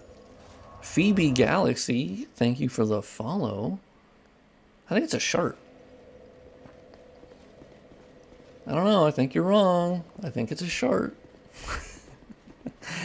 Yeah, isn't it this way? Don't I go this way? Just like a, you know, a titty shirt. I use those to upgrade my weapons. Pretty sure it's a titty shirt. Pretty sure about this. I even checked with Vadi. He said I was right. Bitch. Oh yeah. Oh wait, I haven't done Wharf yet. I want to do Wharf, okay? Yeah, we haven't done Lost Center, but I want to do Wharf real quick. And then we'll go through Lost Bastille. We'll go through the back way, because that's how I want to get the items that way. We were working on our next game 4 years ago. Yeah. I mean, I think they dropped... I wouldn't say dropped the ball. I don't know. I think some of them were different, but I don't think they were objectively bad. There were some that I wish they had stayed a little bit closer to the original. But I think by and large, I think the hatred of Demon Souls Remake is way overblown. So overblown. Where it's like, okay, let's all relax a little bit. Because it's easily the best way to play Demon Souls today. It's one of the best looking games of all time. And I think the most important thing for me when it comes to Demon Souls Remake is does it sell the Demon Souls experience authentically enough that by playing that you get the experience of Demon Souls? And yes, I think it does. For new people who had never played the original and they played Demon Souls, they were like, I fucking love this game. And for me, that's the main thing. So I don't know. I think the hatred of it is a little bit... I find those to be very similar to the Armored Core people, where they're like, oh my god, the remake fucking ruined it, and the original, and they'll go, I'm okay, they should never touch it again, and blah, blah, blah. And I'm just like, honestly, the remake is how most people have played Demon Souls. And, you know, so like, I think that kind of annoys them, but it's like, it's true. It's the version that people think of now today. And I think people should still play the original. My preferred version is the original. It is. But I think people are just being really hyperbolic about it. Where if I feel like if you truly love Demon Souls, you would want everybody to play it. And I think being gatekeepy over the remake is a little cringy. IMO. Yeah, and like I think there's criticisms of it, but they act like Demon Souls Remake kicked their dog and robbed their house and then set their house on fire. And I'm just like, can we just be normal about it? Can we just be normal about it and say it's a product that you overall had issues with, but it didn't kick your dog. It didn't... I don't... it's just... they're so over the top. Remakes are never going to be everything to everyone. That is simply impossible. Ooh, Sublime Bone Dust. Yes, I needed the +1. Thank God I went this way. Yeah, it's a shame they didn't put out the PS4 version of Demon Souls Remake. They were working on it at some point, and they just... I think there was a decision that was made that we know this will sell less if it's only on PS5, but we want to incentivize people buying PS5s. And it is admittedly an incredible showpiece for PS5. To this day, it's still one of the best looking games of all time. Well, see, that's... Yeah, exactly. Like, a lot of people shit on the things they did change, but then they get no credit for all the things they didn't change, which was like 95% of the game. And I think that's what I don't like about it. It's very... The criticism is incredibly uneven, where it's like, can you give them credit for all the janky shit they kept? Like, I don't know. That's what's annoying to me. I don't really take it too seriously when they just have to rage bait about something. And I'm like, yes, but there's so many things that are so core to Demon Souls, and I don't know. I think in a lot of ways it's in. If anything, you could have plenty of criticism for how it was too authentic. You know, like could they have tried to update Maneater not to be so fucking janky and shit looking when as a boss fight? But no, they didn't. It's very much the same experience. So I don't know. I think you're damned if you do, damned if you don't. Now, one remake that I think does deserve a lot of criticism seems to be the Until Dawn remake. What the fuck happened with that one? They moved from the Decima engine to Unreal for some reason. Decima is incredible, so I don't really understand that. They seem to massively change the aesthetic in terms of lighting and the mood, and the performance is terrible. It's buggy as fuck. Like, I don't know. The things I've been hearing about the Until Dawn remake, I'm like, Jesus Christ. And there's certain cases where it looks worse. I'm like, oof. That's one thing you can't say about Demon Souls remake. Everything looks better in terms of from a technical perspective, even from an art design perspective. Like, we may not agree with the art design. Well, I will say there is, oh god, annoyingly, yeah, with the old King Doran, his little room. It is really annoying that there was a badass fucking statue behind him, and then in the Demon Souls remake, they just made it like a generic looking king, and I'm like, ugh, really? Well, yeah, I mean, I always recommend people play Demon Souls by the emulator. Unfortunately, that's never going to be and that's what annoyed me. I was having a Twitter conversation with somebody, which is maybe my first mistake, but they were like, oh, the fact that I can emulate Demon Souls on RPCS3 means I'm okay if they never touch it again. And I'm like, yeah, but that's a really short-sighted and selfish way to look at it. Because emulation is never going to be a popular way for people to play it. And it's never going to be a super accessible way. It's not. 95% plus people are never going to do that. So my preference would be that the original Demon Souls comes back on PS4, PS5, PC. I would love if they just put that out. They didn't even need to do anything to it. Just let it run on PC, have there be a PS4, PS5 version, and let people experience it that way. Because I think people would buy it, I think the insane leap in visual fidelity. Yeah, I would agree with that. And also maybe that's just as me not having as much of a soft spot for Demon Souls. I do have a soft spot for it. I have more of a soft spot for Demon Souls than I do DS3. And I think the aesthetic of Demon Souls is not as... I don't know. I never found the Demon Souls aesthetic to be so ungodly unique like Bloodborne.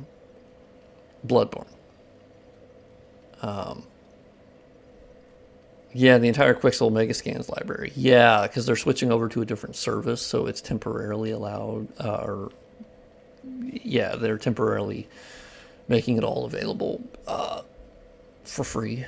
Or it was free, and then it's moving to it's a whole thing. But yeah. But I don't know. I never found Demon Souls to have I found Dark Souls 1 to have a more unique aesthetic than Demon Souls. So when they were trying to make the remake, they have to remake all of those assets. And I do think a lot of the assets were very simplistic. So when you're making a PS5 level mesh, like I think I'd be like, you try to design one that's I think Boletaria, yeah, they went a little overboard with that. But yeah, I don't know. I just never found Demon Souls to have a super unique aesthetic. It always felt very generic fantasy, which is fine. But I don't know. I think people made a lot out of that. I don't know. It's just one where it's just like a real rage bait type of thing that really gets some people upset. And I'm like, it's absolutely not worth that. Demon Souls is better than the Dark Souls trilogy in terms of creativity. I mean, I disagree, but that's okay. I would say Dark Souls 2 has the most creativity if I had to pick out of the bunch. I think Dark Souls 2 is the one that tried so many things, and I mean, Demon Souls for being the first one. Like, obviously the tendency system, like that was certainly a unique thing.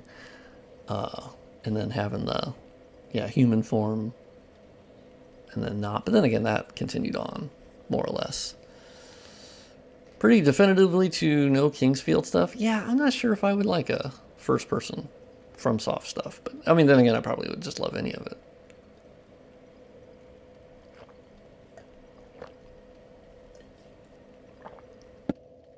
I need more coffee, by the way. So I'm going to do that.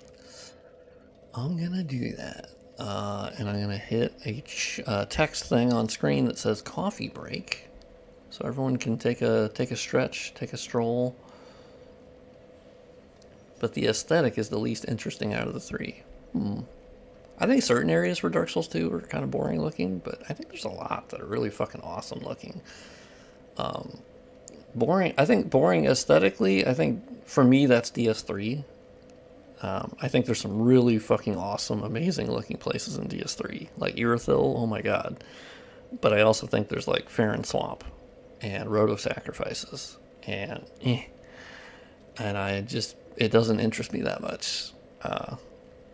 And it feels a lot more one note in terms of its looks, of like, it's dark, it's grim, and I get that was very much intentional, but yeah, I always felt the other games had a lot more, like Demon Souls. One of the coolest things about that is that how all the areas look so different, which is something that I feel continued on Dark Souls 2, with all the areas looking incredibly different. Yeah, some people really love Road of Sacrifices and Farron Swamp. I've just never been one of those people. I always thought I just didn't really enjoy those areas very much. Cathedral of the Deep I also didn't enjoy very much. The first half of DS3 I kind of Yeah, if you enjoy the unity of it, that makes sense. I like the standout areas in DS3 that were different. So I liked, Archdragon Peak. I think Irithyll Dungeon, it was obviously a nice callback to Latria. Yeah, I guess I do tend to just prefer a variance in design from different areas. Yeah, I gotta get my coffee. Dark Souls 1, I think, actually did have a decent amount of different looking areas. Anor Londo, Sin's Fortress looked different. Undead Burg looked very different. Firelink Shrine looked very different. And DS3 was just much more, it's dark, it's dark, it's dark, it's dark, it's dark, it's dark, it's dark, it's dark. It's like, okay, alright, I got it, okay? I think the second half and then the DLC was much more interesting to me. Which was the opposite of DS1, where the second half of that I didn't like as much. Yeah, Irithyll Boreal Valley. Yeah, that entrance, when you see that whole zone, that's like top 10. That's amazing. Yeah, DS3 had some super fucking high points. Don't get me wrong, I love DS3. I do. But yeah, there were certain I don't know. There's certain areas I didn't care about. And I think it was mostly first half. I think Smoldering Lake actually looks pretty cool. I don't really care about the area, but I think it looks cool. Catacombs of Carthus can suck my ass. Fuck that area. I don't like the look of it. I don't like being in it. I don't like anything about Catacombs of Carthus. That is an irredeemable area to me. That is an area where I'm like, what are we doing? What are we doing? It's like you had the Chalice system, or the Chalice dungeon system, and you just fucking made a network of shit. I hate it. Oh yeah, I've done reshades. Obviously, lighting engine DS3 is gonna look a lot better. Anyway, I gotta get coffee. I always talk a lot, and get water. So have fun. I'll be back. Let us just not talk about this. Oh, I mean, you guys are free to talk about it if you want. Where does the dark in DS3 come from? Well, yeah, no shit. No shit, but it's still like, fuck, man. It just, so it's not a criticism of how they developed it. Oh yeah, not talking about the catacombs? 100% true, yeah. Fuck the catacombs. No, the dark aesthetic makes sense to me. I'm not criticizing FromSoft for doing it. I'm just criticizing that that's how it is, if that makes sense. Like it's me saying that's not my preference to replay. I get why it's dark. I just think it's not varied, you know. I've fallen into fanboy wars. Yeah, I love all of them. They're like my children. I love all of them, and I love them for different reasons. And one of the things I don't admittedly love about DS3 is the aesthetic in some of the places. I think it's kind of blah. But the bosses are amazing, and I think the combat's obviously better. I'll do too much rolling. Anyway, I'll be back.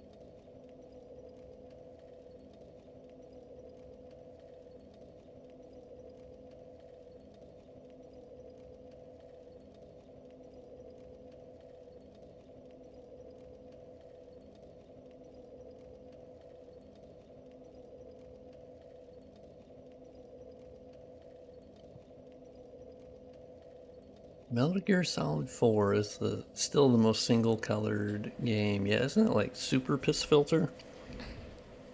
I know MGS3. Yeah, DS3 lighting engine. Yeah. Yeah, that's been worked on for a while.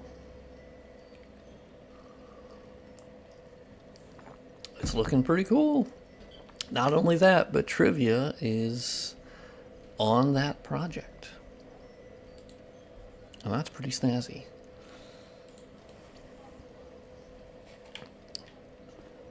I'm sure people are happy that we're getting... Well, I've never played MGS4.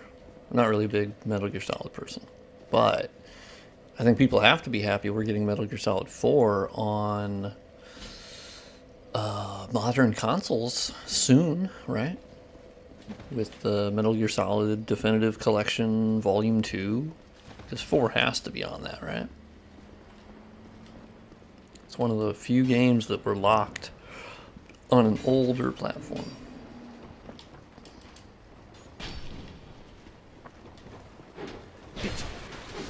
Oh, I'm doing good damage in this area. Holy shit. Okay, well, ow. Yeah, let me life gem the shit out of this. Ow, ow.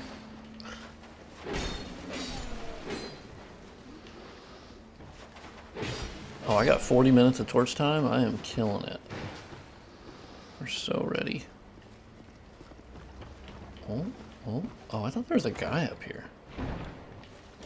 Yeah, the emulation is a lot better, but yeah, from what I remember hearing, it's a difficult emulation challenge, even among difficult emulation challenges, which is PS3 in general. Yeah, I remember doing this area in vanilla DS2, and they didn't have the shortcut here that you could open up. I was like, no fucking way. I was like, that's a good scholar change. Love that. Oh. Okay, well that is... Ow, ow, ow, ow, ow. Oh, so that one needs AVX 512 for, like, decent performance. Man. Yeah. I think it's interesting that Intel mostly just dropped AVX 512, even though they're the ones who made it.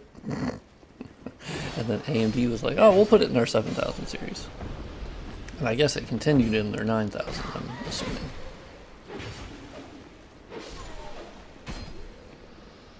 Oh, modified BIOS. Yeah, when did Intel start dropping the AVX 512? Was that the 13th gen? Or did they drop it for the 12th, but you could enable it with a BIOS? Really? Yeah, I know AVX 512 for RPCS3, you got a pretty big performance boost from using it. You bitch. Ow. I don't have a shield on. Okay. In the middle of a generation. Interesting.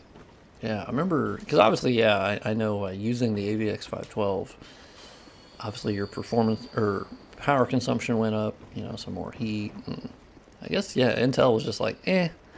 I just find it weird that AMD picked up the banner for something they didn't make, and Intel themselves were like, eh.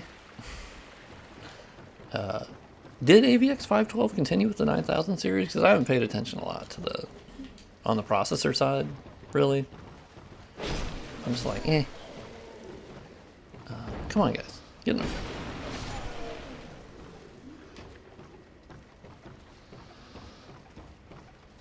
With old Intel logo can run older microcode. No shit. So the functionality is there. They just at some point disabled it on that our newer one that can't run the older microcode. Interesting. The E-cores. Oh, interesting. Yeah, that, you know, it is interesting that Intel has gone the route of performance and efficiency cores closer to like what the, you know, ARM processors have done for a long time of having, you know, performance cores and efficiency cores. And then AMD seems fairly uninterested in that, it seems. It's been a really chill stream, been a stressful week. Oh, hey, that's awesome. I'm glad it's been helpful in any small way. I will always have chill streams because I am an unbelievably chill dude. And there's no way around that for me. I am the chill. I've always been ungodly chill. Maybe too chill. If my house was on fire, I probably would be totally fine. And if a bear was attacking me, I probably would be like, okay, this kind of sucks. What exactly are E-cores? Yeah, it's pretty interesting. They have this, they sort of have they have basically faster cores that are beefed up, and they handle more of the tasks. And it depends on their scheduler, right? The window scheduler. And then they have efficiency cores, which are also there that handle other tasks that are less performance intensive, but it's way more efficient for them to do it than to give the performance cores. So obviously traditionally with processors, we've just had cores are cores. So we had an 8-core processor and all the cores were the same. And then obviously they had like the hyper-threading or SMT, so you had 16 threads. But yeah, it was really interesting when Intel pivoted to that of like, no, what if we actually just have some efficiency cores? And I was like, oh, nice. Very nice. I think that's you just have to make sure you have a really intelligent scheduler, which I know on AMD's side, they've had a bit of a problem with the Windows scheduler sometimes, especially on the most recent processors, the 9000 series. They had to do a Windows update to boost performance in any sort of observable way over the previous generation, which I thought was interesting. But yeah, I think it's a smart way to go. As I think ARM is incredibly interesting in the way that they set up their processors. I think Intel's actually pivoting away from E-cores. Oh, really? I was wondering about that because I don't really keep up to date so much with like where their roadmaps are and future updates. I kind of got out of that a while ago or years ago. I just was like, just call me when she rolls over, I don't even know what that means, but I've always used that saying for something. Just let me know the next thing because I always look at benchmarks and reviews just because I'm a fucking nerd. But do I actually care a lot? No, like I'm on a 5700X, and personally I feel perfectly fine with this processor. Like, oh my god, oh my god, oh my god, oh my god, oh my god, oh my god. Oh, I didn't use my Sublime Bone Dust. Also, look at all the extra clutter in this room. It's very cool.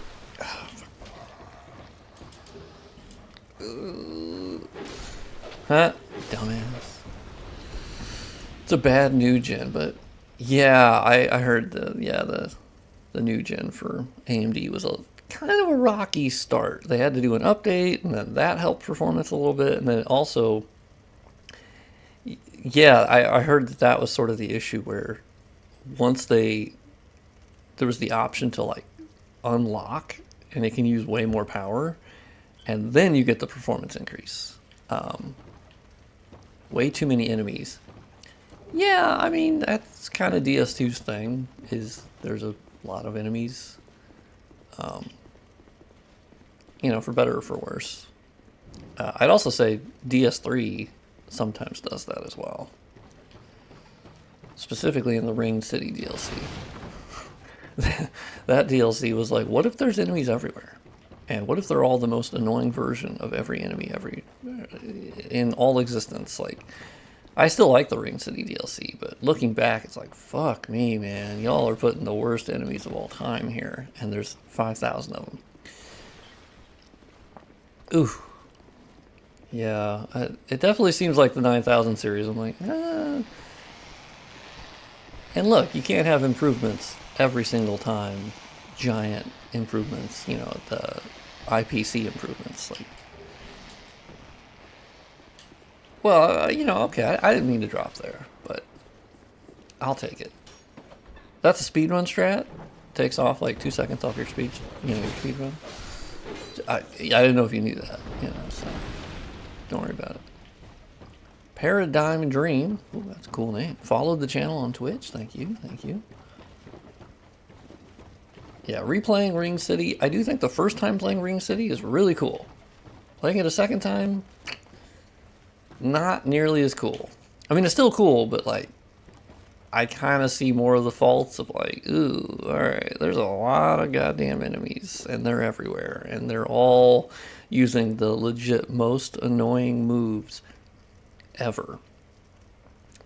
And yeah, it was a bit much. It was a little like, all right, I don't know about that. Um, what's up, Gavlan Wheel, Gavlan Deal? Yeah, it's got, yeah. I mean, obviously with DS2, it's very well tread ground of like. And the funny thing is, when I was playing vanilla DS2, I was able to compare between the two, and it's like it's weird because there's certain areas where vanilla has more enemies and Scholar had less enemies, but there's more areas overall where Scholar had more enemies versus vanilla. But I was surprised that it was not like one to. I don't know. I was surprised it wasn't clearer. Oh yeah, I can sell some shit. I don't care about that. I have 3 of these shields. I don't care about. Ooh, Drangleic shield. I forgot about that. Archdrake. Oh, does that have like a Drummond? Yeah. Target shield. Nah, it's fine. Whatever. Gavlan, you're a real homie. Oh yeah, I opened that from the other side. Yes. Yeah, I mean, I guess Gavlan is, not nearly as important, What's up, bud? Damn. Oh, it is right there. Never mind. Okay.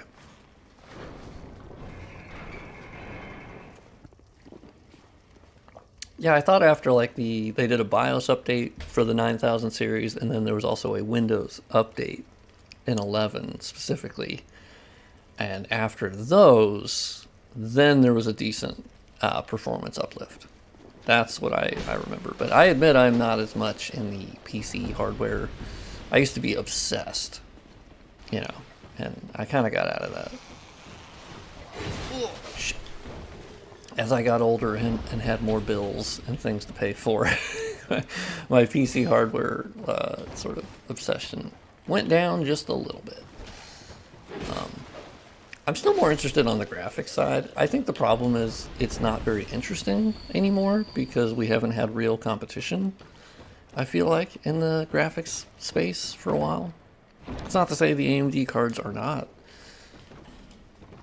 in similar leagues in terms of performance overall. Like, there are comparable cards. The high end, obviously, no. But then again, I don't really care about the high end. I think for me, it's hard to, the feature set of the NVIDIA cards is something I really enjoy. And their drivers have always, for me, been really great. And I've had AMD cards. I even had the cards back when they were ATI. So in my days, I've had loads of different, I've had NVIDIA and ATI. So certainly not, I'm not like an NVIDIA fanboy at all. I just have found myself enjoying their feature set. Like DLSS, oh my god. Oh, I do feel like the jump has a little bit less distance on it. Am I imagining that? Because there's some of these springy jumps, I feel like, that I've gotten. But yeah, so that's the thing. My brother, he ended up getting a 6600 or RX 6600, not the XT.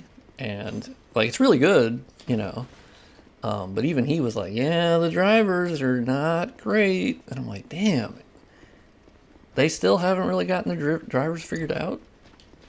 Even back in the day, they were kind of not great. So I'm a little surprised that like that still hasn't been. Because NVIDIA ones for me have always been really great. Well, there's been a handful over a decade of, occasionally there was a bad driver update, but very. Yeah, exactly. Personal, your mileage may vary. I would say the overall number of instances of driver issues between the two, yeah, I'd say it's very clearly there's more issues with AMD drivers overall. It's not to say someone could not have issues. I think it's saying the likelihood is higher. It's kind of like saying all Ford cars are unreliable. It's like, well, no, the reliability, the way they rank it is that, can you still have an issue with a Toyota car? Yes. Is it less likely? Yes. So, it's more complicated than just their drivers are trash. It's like, well, no, I mean, it's the likelihood. And I can say I've had more issues with AMD drivers than I ever have NVIDIA drivers. But I think AMD makes very good graphics cards. I just don't think their feature set is very interesting to me. And I also think that they usually just, unfortunately, they end up just replicating what NVIDIA did, but like 1 or 2 years later. So I find that a little kind of boring, where, you know, DLSS has been out for a while, and then they finally come out with FSR, but FSR 1 is pretty terrible because it's not even temporal, and it's just slap it on top upscaler. And then they do FSR 2, which is obviously great because it's, you know, you can use it on multiple vendors, right? But I don't know. I just feel like AMD has just been playing catch up for as long as I can remember. I'm like, where is the new feature that NVIDIA has not already done and better?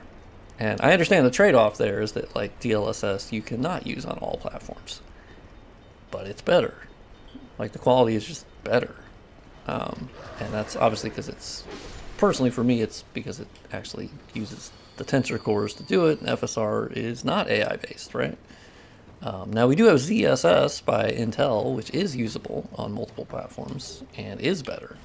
So that's actually my preferred, like, multi-platform one, because it is AI based, but they built in a backup method that if you're not using the Intel cores, it can use DP something 4 for other vendors. So that was kind of the ideal situation. Is it's very close to DLSS quality, and you can use it on multiple vendors. So that was kind of a win-win. Yeah, I mean, yeah, DLSS 1 was not great. That is true. That one had to be hand-trained for every game, and yeah, it was not great. FSR 1, I still use for RPCS 3, because that's kind of their upscaling method, or you can do nearest.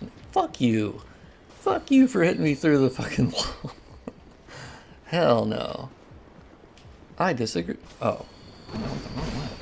Oh my god. Okay, y'all are chaining your attacks together. It's crazy. That's insane. Ooh. And then obviously now you have frame generation, which once again, DLSS 3 is better than FSR 3. And FSR 3 was like a year later or more.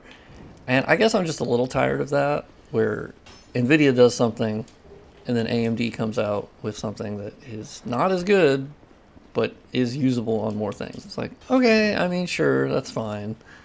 It'd be nice if AMD just came out with something completely new that was also better, and not something that NVIDIA had already done. So, I don't know. That's kind of where I come from. Just from an interesting standpoint, it'd just be cooler.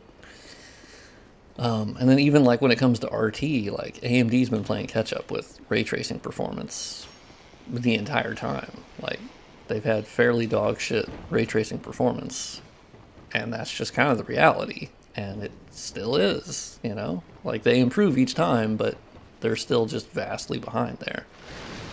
And Intel proved that, like, you don't have to do that.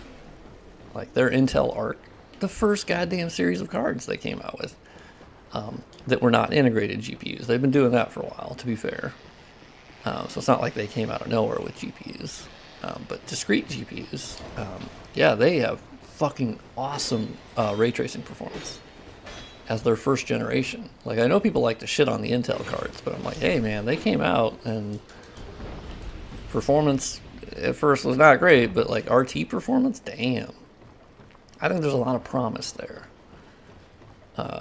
Especially if you can, I don't know, if you can challenge NVIDIA to any of those. I mean, they right away they brought a DLSS competitor and a card that had, on average, better than the 2000 series NVIDIA cards, and matching and sometimes exceeding the 3000 series in terms of RT performance. That's pretty great.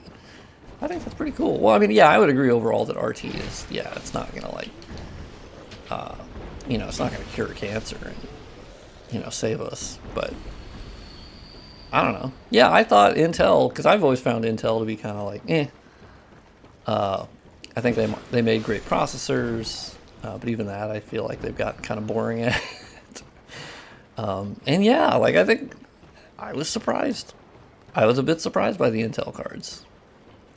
Price performance was great, and they've been doing really good at driver updates that have been huge performance increases.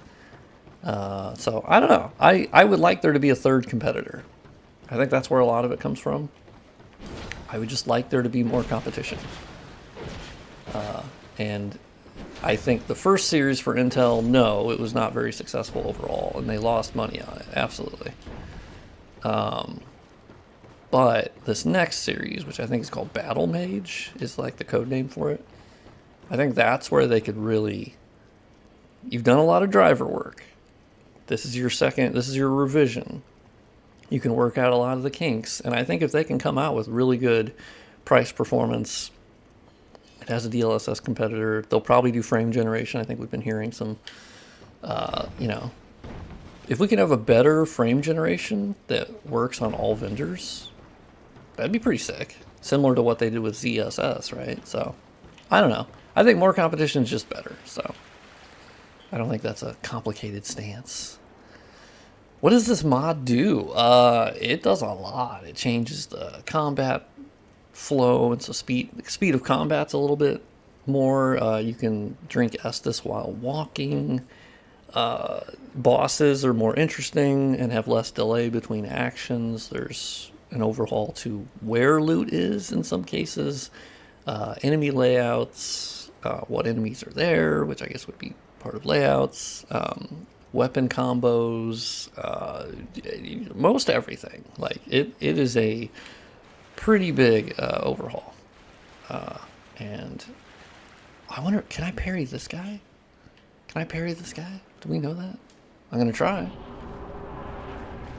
Yeah, we'll see when Battle Mage comes out. Like if Battle Mage sucks, well, then egg on my face. But I think everybody should hope that it is good, right? I don't know if I can parry this guy.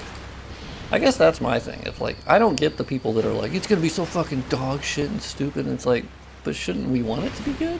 Like, I don't know how it benefits anybody for it to be shitty.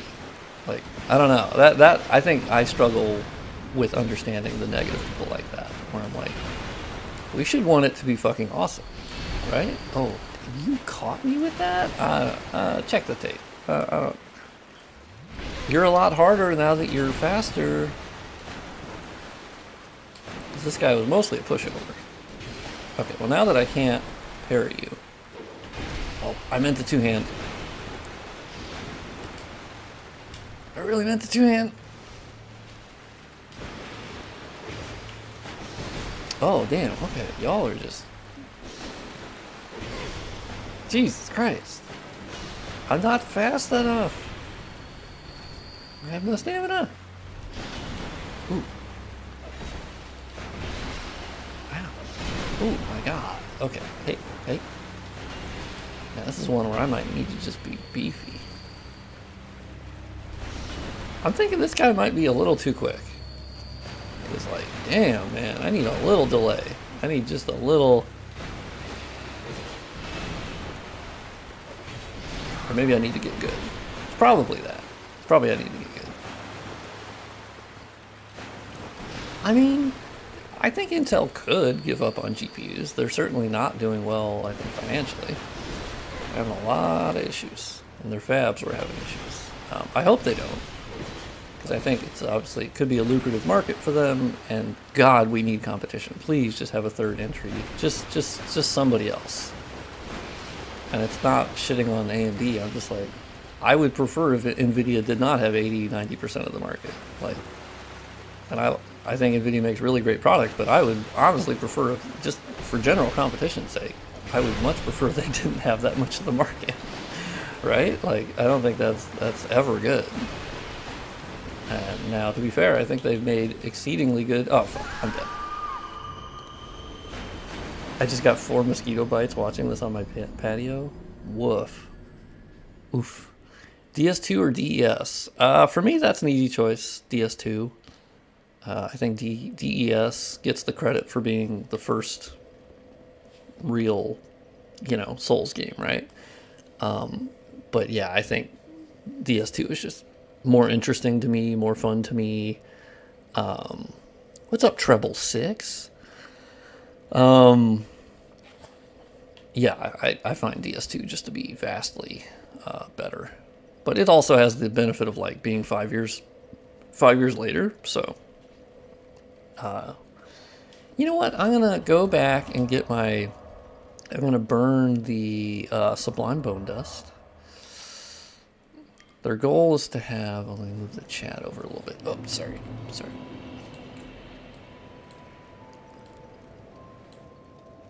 Their goal is to have 60% of the market. Yeah, I don't know, man. I think my problem there is like I don't think I think y'all have already been trying to focus on the mid-tier GPUs, and that has not been working. I don't think. Like, I think there's still a mid-tier competitor by NVIDIA that,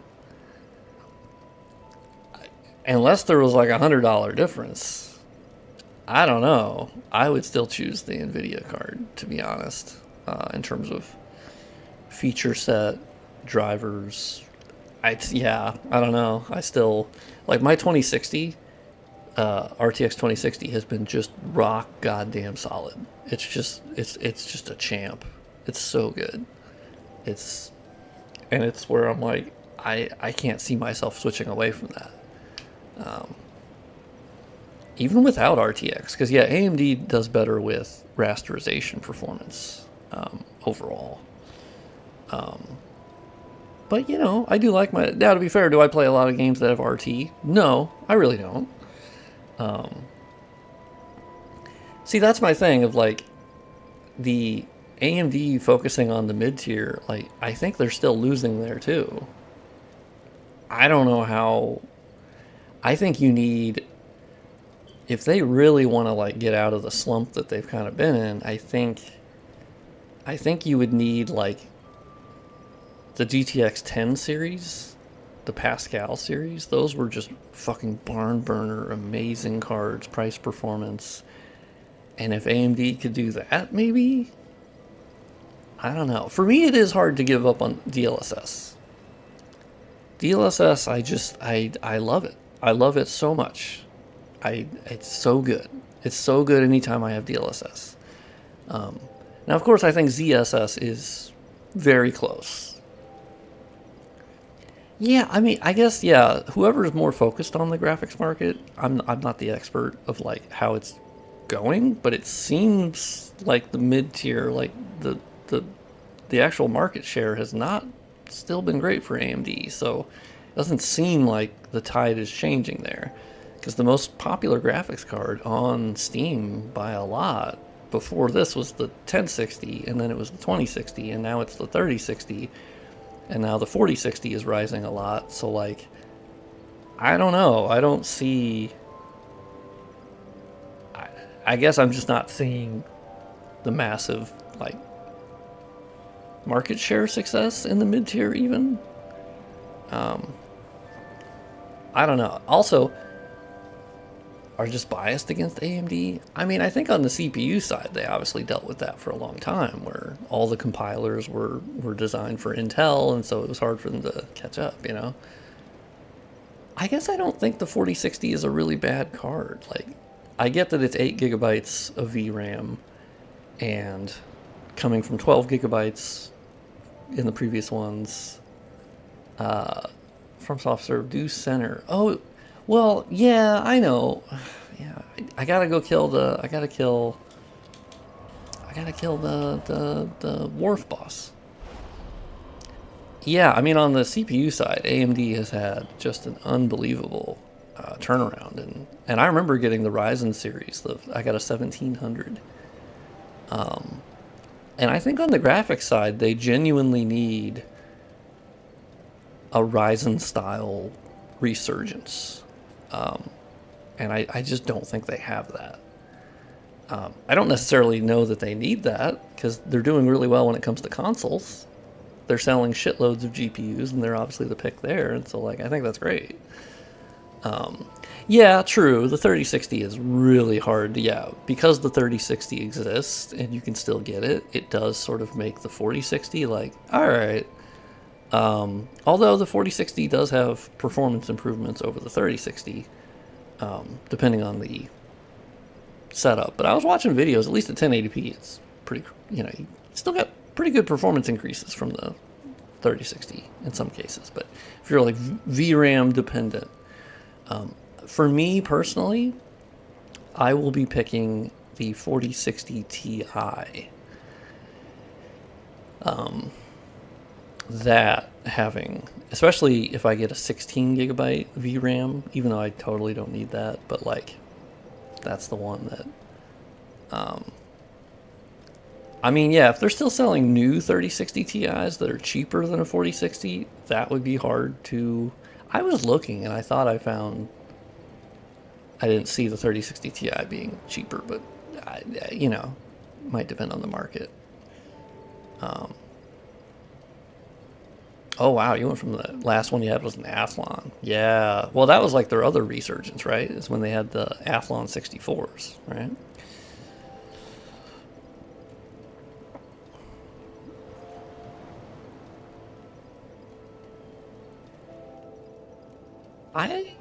I don't think FSR3 is better for frame gen. It depends on, I guess, how you look at it, but as far as I've always seen, DLSS 3 has better quality frame gen. So I don't know. Yeah, I don't know.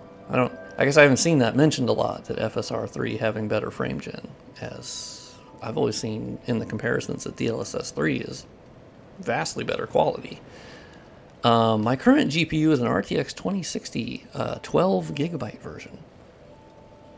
FSR 3.1, are we sure about that? I don't know, I'm a little skeptical of that, as I've always seen to the contrary, that the quality is... Oh, really?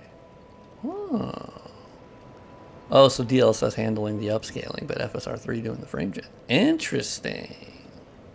Well, yeah, I mean, obviously, if you look at it from like how accessible it is, 100%. And I like that there is one person who's more focused on, or one company focused on, everyone can use this. I do think that's nice.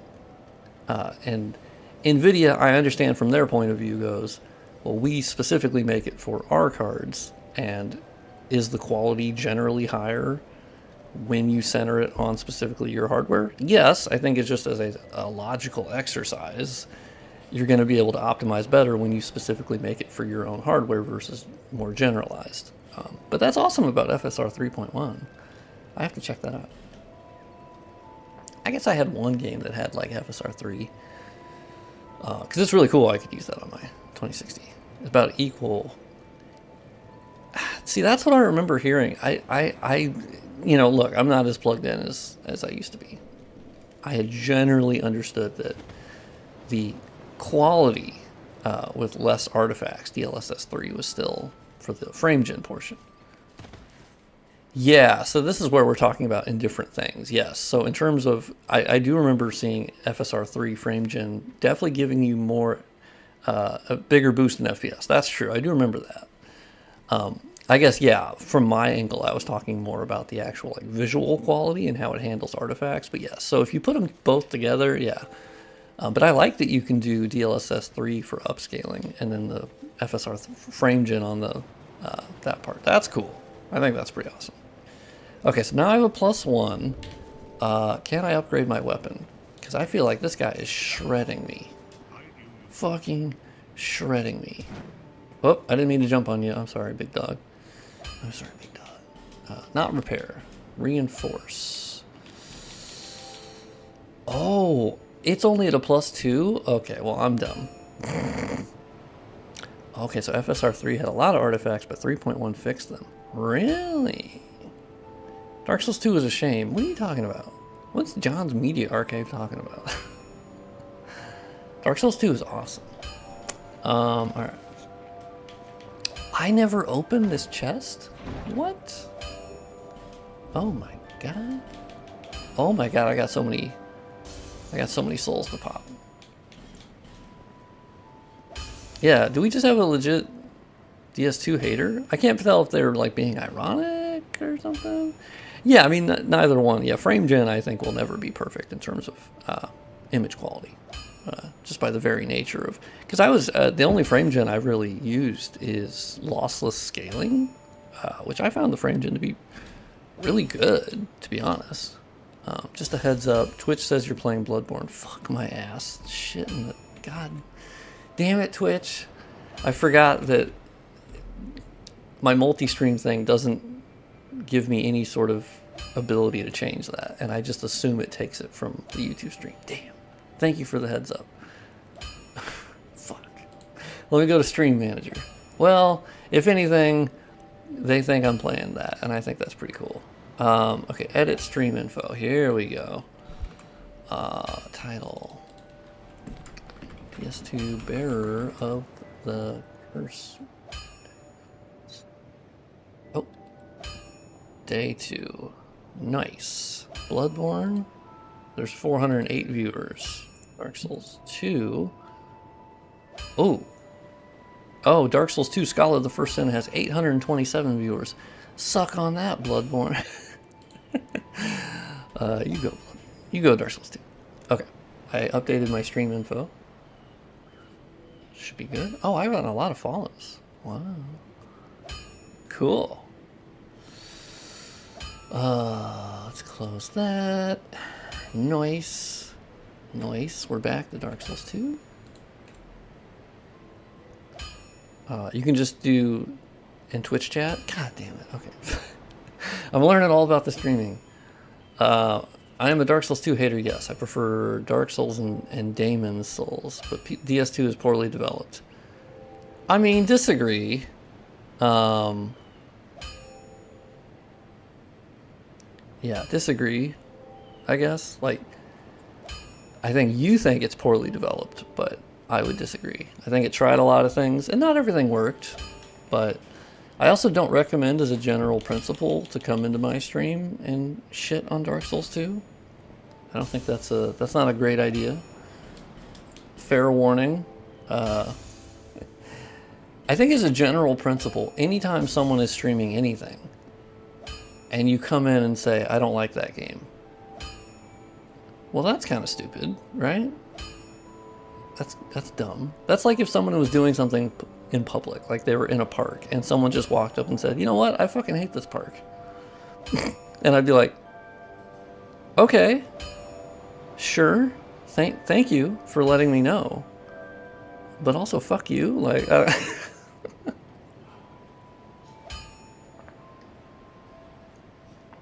Sorry for being an annoying prick, but can you answer the question? That is quite the start there.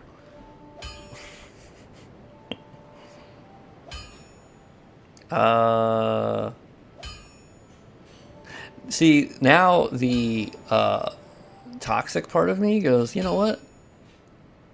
I'm not gonna answer it. That's the toxic part of me, where I'm like, I think I won't.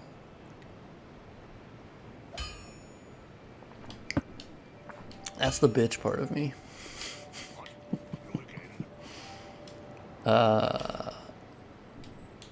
Okay, reinforce. Okay, that's kind of my bad. That's on me. That's on me. I didn't upgrade it at all. It was a +2, so like... He's been asking the question and you haven't responded. Well, Eric, I don't... I mean, I think you might be mistaken that they are owed that response. I don't think you understand how... I don't know if you think there's like a contract that someone signs when they stream that they have to answer the questions. I don't... DS1 and Demon Souls are way better. DS2 doesn't even follow the lore of the previous games. Well, actually, that's incorrect. That's just wrong. There is something about DS2 haters that they just can't ever seem to get the facts straight. It does reference DS1, and if you didn't know that it does follow DS1 and references it, it's because you obviously didn't pay attention. So that's kind of on you.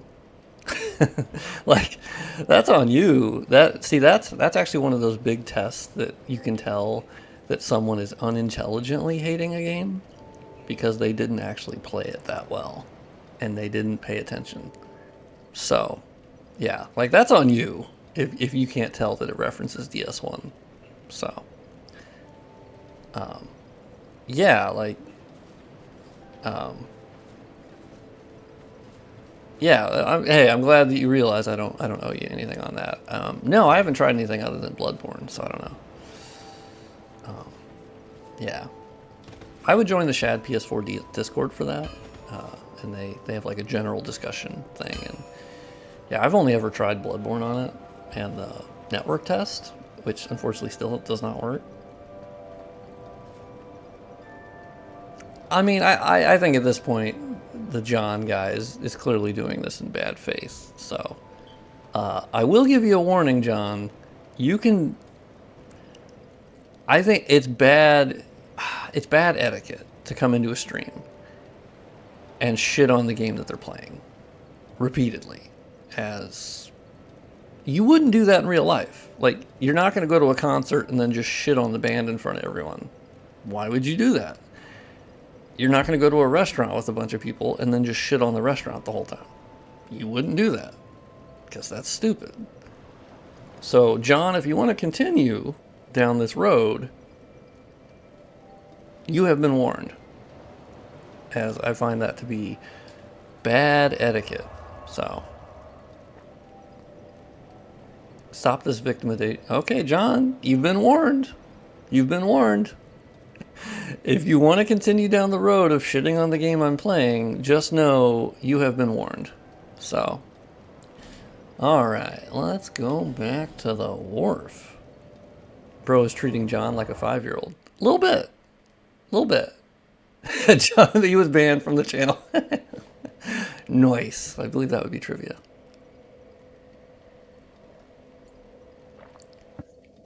I've done that at a concert, but it was mainly because they were almost an hour late and I was mad. Yeah, I mean, he was acting like a 5-year-old, so to be fair, alright. Yeah, if you talk shit in my stream, also, yeah, that's the thing, I don't owe you anything. If you want to come in my stream and be like a shithead, then okay. Like, it's my stream, my rules, and if you don't like that, then you can not watch, you know. How did you react to your first pursuit? Oh yeah, when he like it drops off the bird, I was like, oh shit. Yeah, I was pretty freaked out. Hey, I gave him ample chance, okay? I could have been meaner.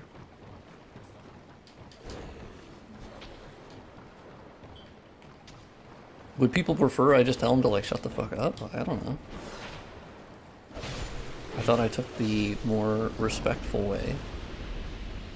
Patronizing, perhaps, but I'm okay with that.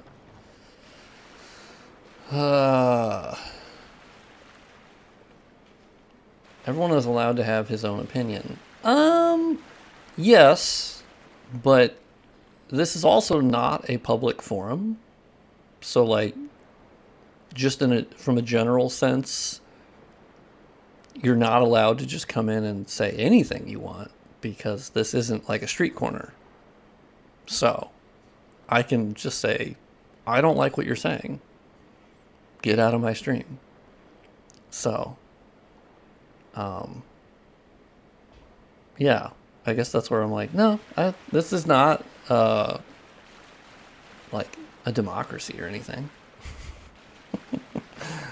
Yeah. I don't know. I think people have weird expectations about. Yeah, it's more about social etiquette. Like, it's the way you talk about it. I just don't have a lot of patience for people that shit on.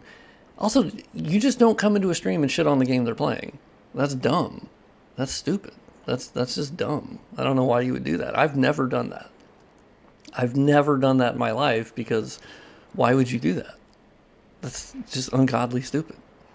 Now, if the streamer themselves is shitting on the game and saying, wow, I really don't like this game, well, that obviously opens up room for that, because they're the ones going, I really don't like this. And so if you say, oh, I also don't like this, well, that's obviously different.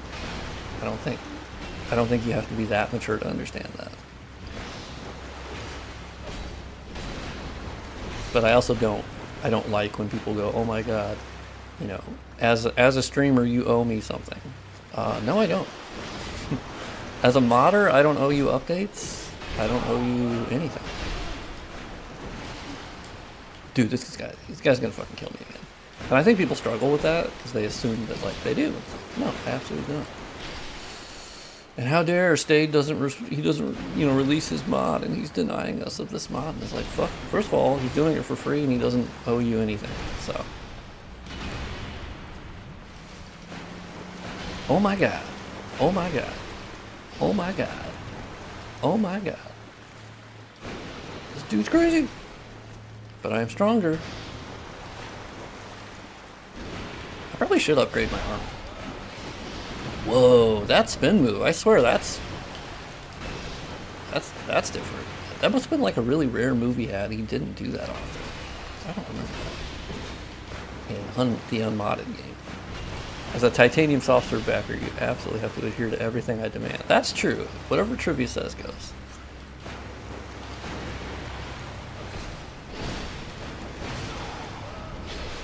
Oh my god, that was close. That was risky bisky. Whew. The soft serve is melting? Oh. Well, also, I don't agree. I also don't think that's great form either, as I'm allowed to not be chill. So, like, once again, I'm allowed to be whatever I want. It's my stream. So, if I respond negatively to something, then I respond negatively to something.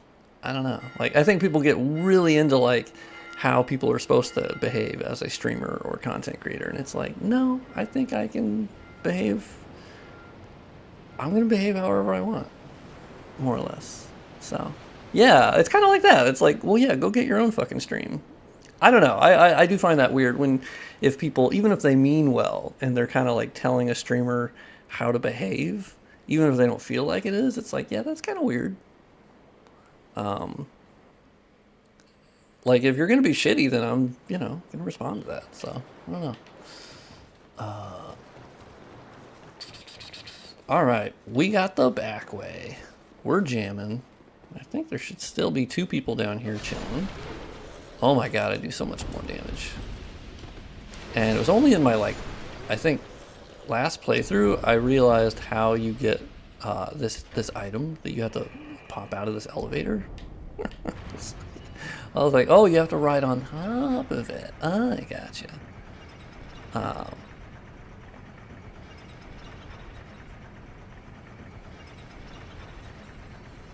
Yeah, I mean, it's mostly just also understand the forum that you're in is not.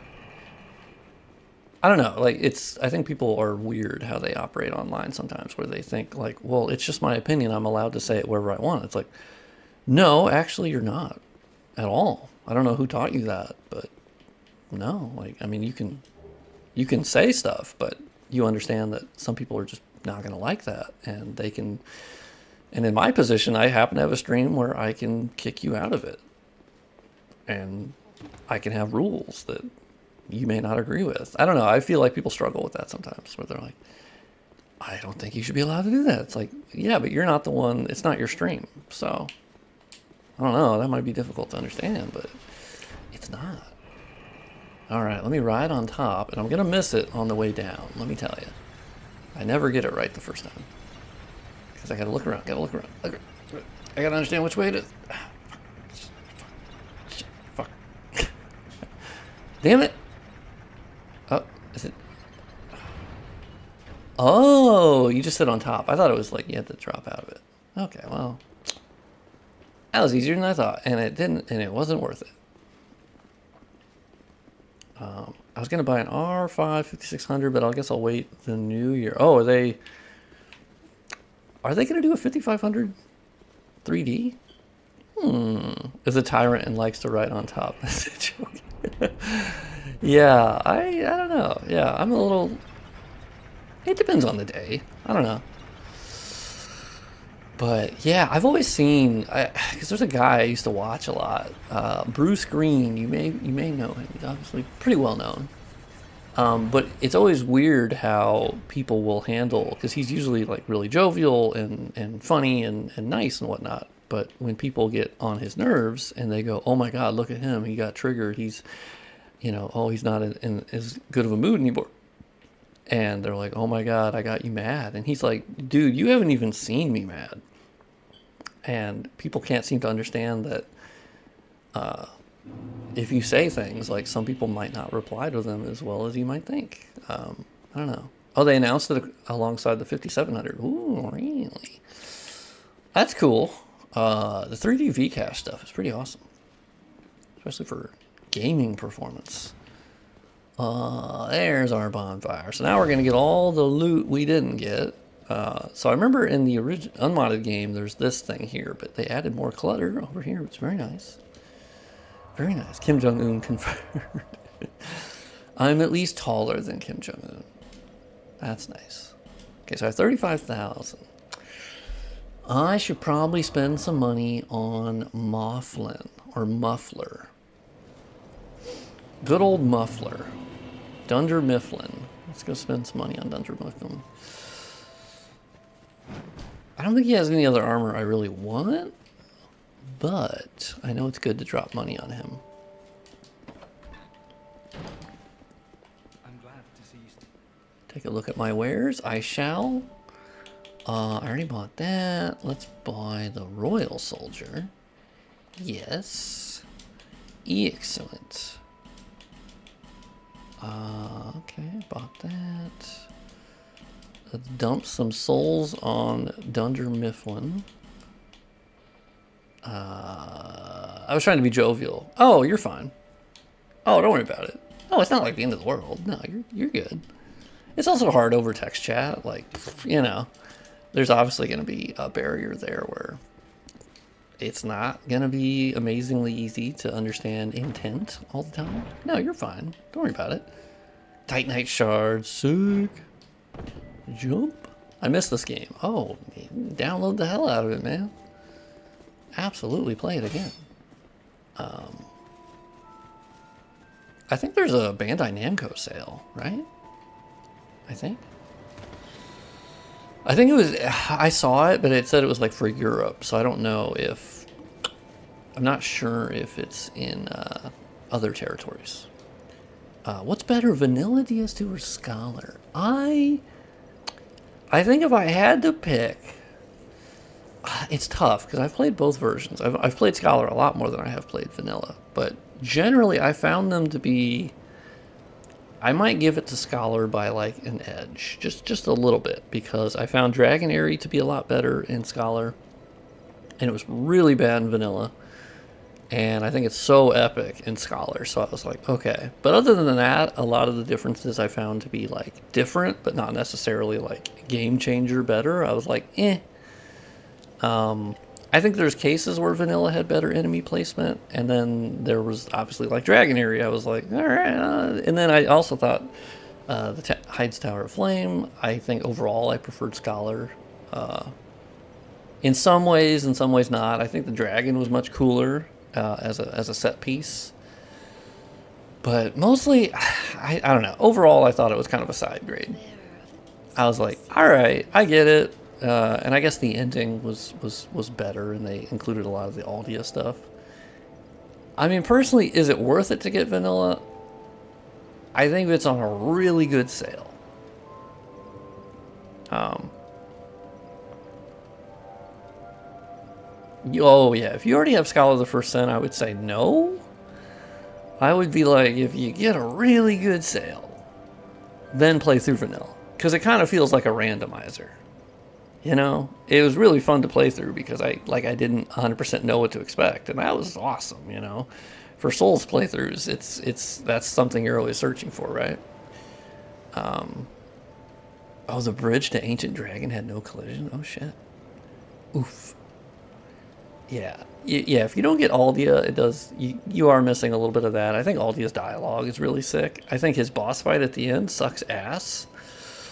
And I think Nishandra, I think her boss fight sucks ass. Like, it's unfortunate, but obviously the DLCs I think make up for all that. I think the endings are really cool, like how they added the ending of you leaving. Hell yeah. Like that dialogue that Aldia gives, oh, that's some stone cold shit. That is awesome. I fucking love it. That's so good. It gives me chills every time. But I think the actual Aldia boss fight, I'm like, this sucks. Because I think Gwen's boss fight in DS1 was awesome. I think Soul of Cinder was awesome in DS3. I think the base game, I mean, Demon Souls obviously didn't have DLC, but King Allant, I think was fucking awesome. Yeah, I think Aldi's boss fight was just weird, because a lot of the time you couldn't attack him, and you had those little windows where you could, and it just took a while, and it wasn't really fun. And yeah, Nishandra was a real disappointment, because she was easier than the two defender people beforehand. So like, and maybe that's just because there were two of them, but at least they had that cool like mechanic of rezzing each other. I thought that was interesting. Her, it was just like, she doesn't move much, she's very slow, and she does like curse orbs. So that's something. I was pretty disappointed. I was like, oh, okay, that sucks. Big letdown. But the DLC, obviously, oh my god, the DLC bosses are fucking insane compared to the base game. Yeah, I am curious to get to the final bosses too, because I would wonder if they've been made a little bit more interesting. Oh yeah, real King Allant. Yeah, that part sucks. Yeah, but I like thematically how it, just a weird frog looking guy, and it's sad, and he's just wailing around, But the fake King Allant I thought was a really cool set piece and fight, and he does the big suck that sucks your level. Like, dude, that's so cool. That's so punishing. Yeah, I would say most bosses in the base game are pretty disappointing. For me, at least, they were not very challenging. I think Rune Sentinels, that's mostly because there are 3 of them. Smelter Demon, I say it all the time, Smelter Demon was the best in terms of moveset. I just updated Nishandra like a few days ago. Ooh, cool. Alright. I'm interested in that. I'd be very interested, as I think the bar is pretty low. Like, obviously it doesn't need to be like completely different, but just a little bit more challenge maybe, Let's level up. Let's level up. Let's get a little endurance. Okay, now we can do Lost Center. Now we're gonna fuck up Lost Center like never before. I have to remember how to get to Lost Center. Dude, yeah, Fume Knight's fucking sick. I don't know how you want me to overhaul him. More bullet hell? Yeah, Aldia, I don't know. I think one thing for me that would improve it, and doesn't really make it harder, if anything it makes it easier. Oh, he exploded. That scared the shit out of me. Is when he's doing his, like, he's on fire and you barely do any damage to him, I would actually just prefer that wasn't a thing, to be honest, because it takes so much longer to kill him because of that. And it's just a slog. I would much prefer that I just needed to wear fire resist, and I could resist some of the damage he's doing me. Like, I don't mind that it does damage to me. It's the fact that his damage reduction goes up so high during that phase that it just fucking takes forever, and it's not fun. So I'd actually prefer it to over quicker. Whoa, Fume Knight overhauled him so Nadalia is more involved? Whoa. Sick. Very sick. Very much looking forward to that. I do plan on playing the entire game, every square inch of this game. I'm going to play through this mod, because I think it's also just really cool that there'd be, a full playthrough people can look at if they want. to see what the mod's all about. Oh yeah, didn't I? Oh, I just had to go up, or no? Didn't I? Wait.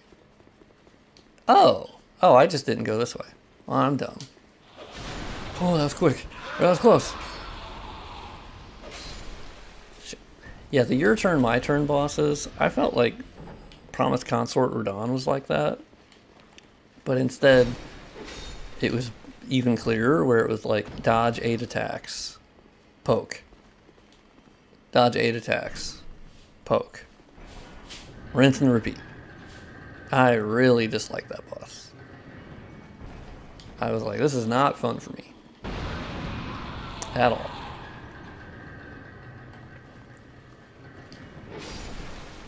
Okay.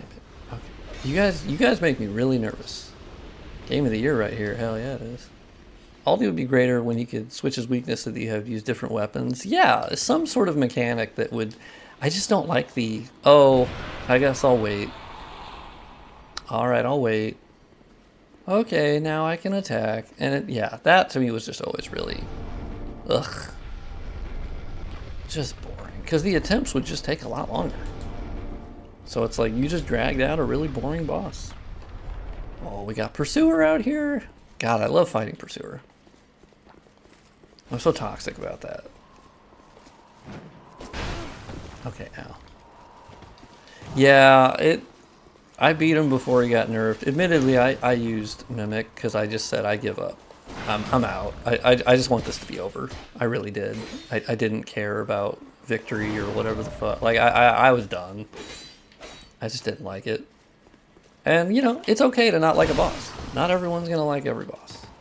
Like, I disagree where everyone's like, oh my god, you have to nail it, and everyone has... Like, no, that's just... As with anything, I think it's just incredibly unlikely that everyone's going to like it. But I do think on this one, there's enough people that did not like it, that maybe they could learn a little bit from it, where I'm like, I just didn't think mechanically it was very fun to fight. I thought it was very boring. And it was just a lot of like, alright, I'm waiting. I've rolled like 800 times. Now I can attack.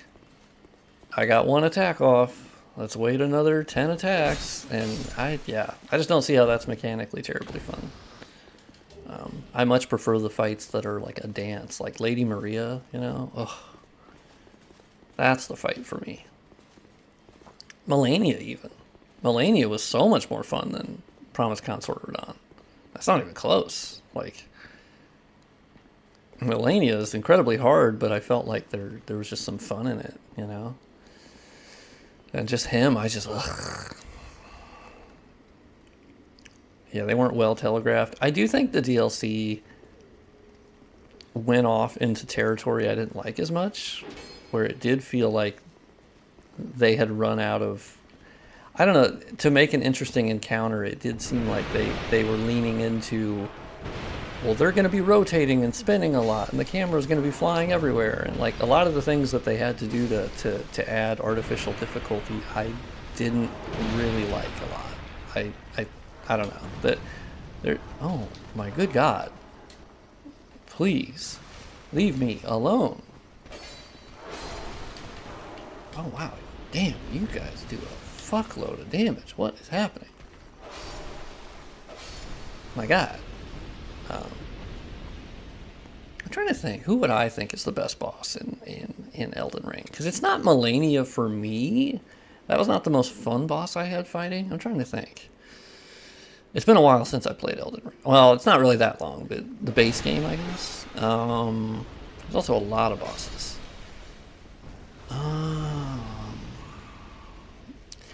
I think mechanically, I do really enjoy Margit's fight. I think it's one of those really good. It's the same fight as like Papa Guac for me, because it's meant to teach you like you need to learn the game. If you're gonna beat this boss, this is the boss that's gonna show you. It's like it's Papa Guac for Bloodborne. For Sekiro, it was a bit later with Genichiro. Genichiro was the one that was like, have you learned the game? Because if you get to that point with Genichiro and you have not learned the mechanics, it's going to be rough.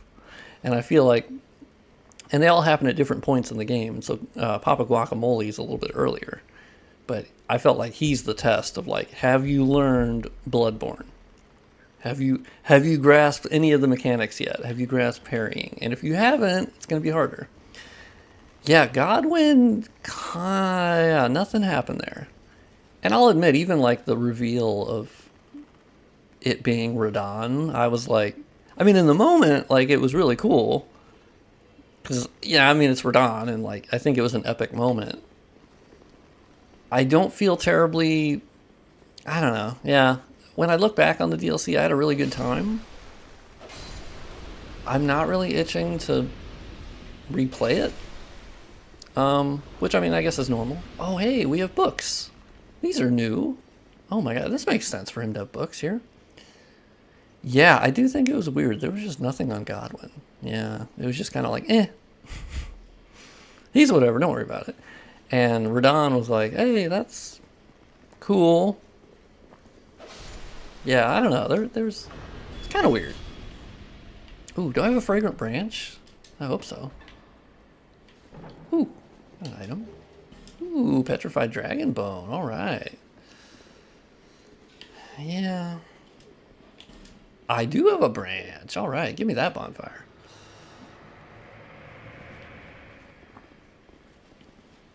I don't know. I think Elden Ring will probably always be the one I replay the least. I think that's just how it's going to be, because it's open world, and for me, that's just not as much my thing.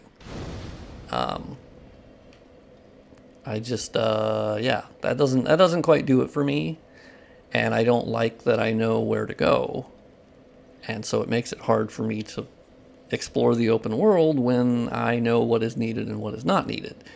And so I like with DS3, DS2, DS1, I also know what's needed, but a lot of it, I don't know, it's more tailored, I guess makes sense to me. Yeah, it's just very big. And when I start a new Elden Ring playthrough, I can't stop myself from knowing where to go. Like, it's hard for me not to just, and I like with the other games, I don't have to think about that. I know the path that is in front of me, and I have fun on that path. And Elden Ring, I have to push myself to go to other places that I know are not needed. And there's just stuff there, and like the exploration is gone, you know? It's gone. And I can't get that feeling back. And because that's the big draw, replaying it, that feeling's just not there, you know? And that's a bummer for me, but it is what it is. That's the trade-off. Yeah, so I have not played Ghost yet. I would like to play Ghost, especially with the second one being announced. What's up, gamer? IMDG, what's going on? I've been a guest for a very long time, but I don't think anybody will miss me. That's true. Hey, I would like to trade you some stuff. What do you got, big dog? We got Barbed Club. We got a Bident. You love a Bident. Who needs a Trident? Also, it is going well today. How is it going for you? You have an art? There is Pursuer's Ultra Great Sword, which is pretty cool. The Great Shield looks awesome. Dragon Rider, nice, nice. I guess I ate the Dragon Rider soul. Fuck. Shit. Oh, and I ate the last giant soul. A little try hard. How do you like Lies of P? Lies of P is great. Lies of P is sick. Very excited for the DLC and the sequel as well.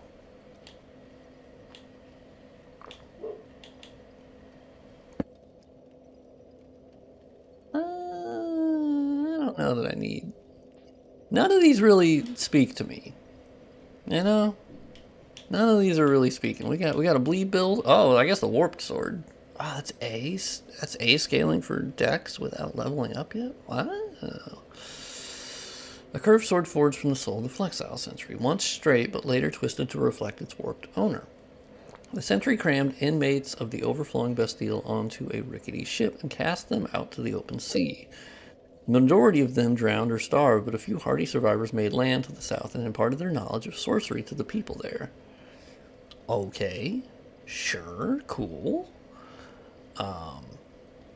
Yeah, I would hope we get another. I need to try more of the Souls-likes, like Anatria, the Italian one. I want to try that. Wait, it wasn't Miyazaki writing the story, it was the other guy. Wait, which one are we talking about? No, see, people get really weird about that, and they go, oh, it's George R. R. Martin that wrote all of it, which is just not true. Like, George R. R. Martin, he wrote the, like, historical background from thousands of years in the past. Like, so everything you're playing in Elden Ring is very much, like, that's Miyazaki, so... Oh, might recommend waiting until the game is finished. Okay, that's fair. Yeah, I people very much misunderstand George R. R. Martin's role. Like, yeah, they get really weird about that. And FromSoftware has been very clear that, like, he wrote the background lore. And, like, he would essentially write what you think of as the, for Lord of the Rings, what's the book that just was, like, a historical... stuff. God, what's the... I can't remember what that book is that was really just historical. Yeah, there you go. Vertical Mammal. Silmarillion? Yeah. He kind of did that stuff, which was, as far as FromSoftware's told us, and Miyazaki's told us, that he did, like, background stuff that was just historical. Here's what this happened, and yada, yada, yada. Because I don't think he had anything to do with item descriptions. I don't think he... Like, as far as I can tell, like, obviously from playing the Dark Souls games and Bloodborne, like, I don't think Miyazaki needs any help when it comes to crafting a world. IMO, like, you know, I don't know. I don't see that. When I was playing Elden Ring, I never got the sense that, like, Miyazaki, damn, he couldn't have come up with that. Like, I don't know. They may have had conversations of, like, general themes and whatnot, but as far as we know, that there's no, like, you know, George R. R. Martin wrote this character. He wrote this character. He wrote that character. Like, that's just never been... There's no evidence of that. So, I don't know. But it seems like people get really weird about that. Fuck you rude-ass bitch. Okay, let me light this little sconce out here. Yeah, I mean, it's not to say Miyazaki and the crew were not inspired by... I mean, I think everyone's been inspired by Lord of the Rings, and hell, even Game of Thrones. Like, I don't know. I guess I only go on the information we know. So if it comes out later that Gurm... I call him Gurm because it's just a lot easier. Like, if it obviously comes out later that he goes, oh yeah, by the way, I did do a lot of writing on that. My role was larger than what we said. Then I'd be like, oh, okay. I'm just going on what we know now. Whoa, 8 life gems? Hell yeah, big dog. Hell yeah. Alright. Let's go towards Lost Center, because I'm going to parry her bitch ass. Because it is a woman. And it's very cool. Also, it's funny, that person that was like, yeah, it doesn't even follow the lore of DS1. It's like, bitch, did you not know that they dropped the Lord Souls from DS1 in New Game Plus? Like, oh my god. Please be educated on the things you talk about. Call him Railroad, because he took us for a ride when he claimed he'd finished Rising Ice and Fire. Yeah, true, yeah. I mean, yeah. Will we see the end of that? I don't know. I also think, oh, dude, this guy always goes through the floor in the weirdest way possible. Okay, let me take a screenshot. Oh, he disappeared. Fuck. Yeah, they drop Lord Souls in New Game Plus. They do. Yeah. Yeah. Because that's how it works. The Lord Souls continue on, and they inhabit new people, and they take over those people. And so, yeah, it's really cool. And you can do that with Bonfire Ascetic as well, if you don't want to, like, go into full New Game Plus. Yeah, exactly. The full story is absolutely Manus-based, like hardcore Manus-based. Yeah, the Shattered Lord Vessel, absolutely. And then, not to mention, there's obviously Aldia speaks about the Lord of Light, which is 1000% Gwyn. So, yeah, like anyone who goes, oh yeah, it's not related to DS1, it's like, well, you just didn't play the game. So, I mean, just admit that you didn't play the game. I got stuck on the soul wall. Oh, isn't that like the other optional way? Instead of getting the Lord souls, you can just get so many souls that'll let you open it. Isn't that the? I've never done that. Oh, best implementation of New Game Plus, 1000% agree. Like, it's not even close, yeah. Like, DS2 is the only one that really did, I think, an interesting New Game Plus. I think the other ones are just entirely boring. So shout out to DS2 on that one. Also, the bonfire aesthetic system in general is really cool. Ow! Bitch. Can't fuck up, though. Use that. No, the Claymore is definitely faster now. I do think it's a little too fast, personally. Just a wee bit. Yeah, you 1 million souls. That's what I thought. Okay, I remember hearing about that. I was like, oh. All right, let's. Wow, we're getting onto some fun shit now. I mean, all of it was fun to me, but I really like the Lost Center boss.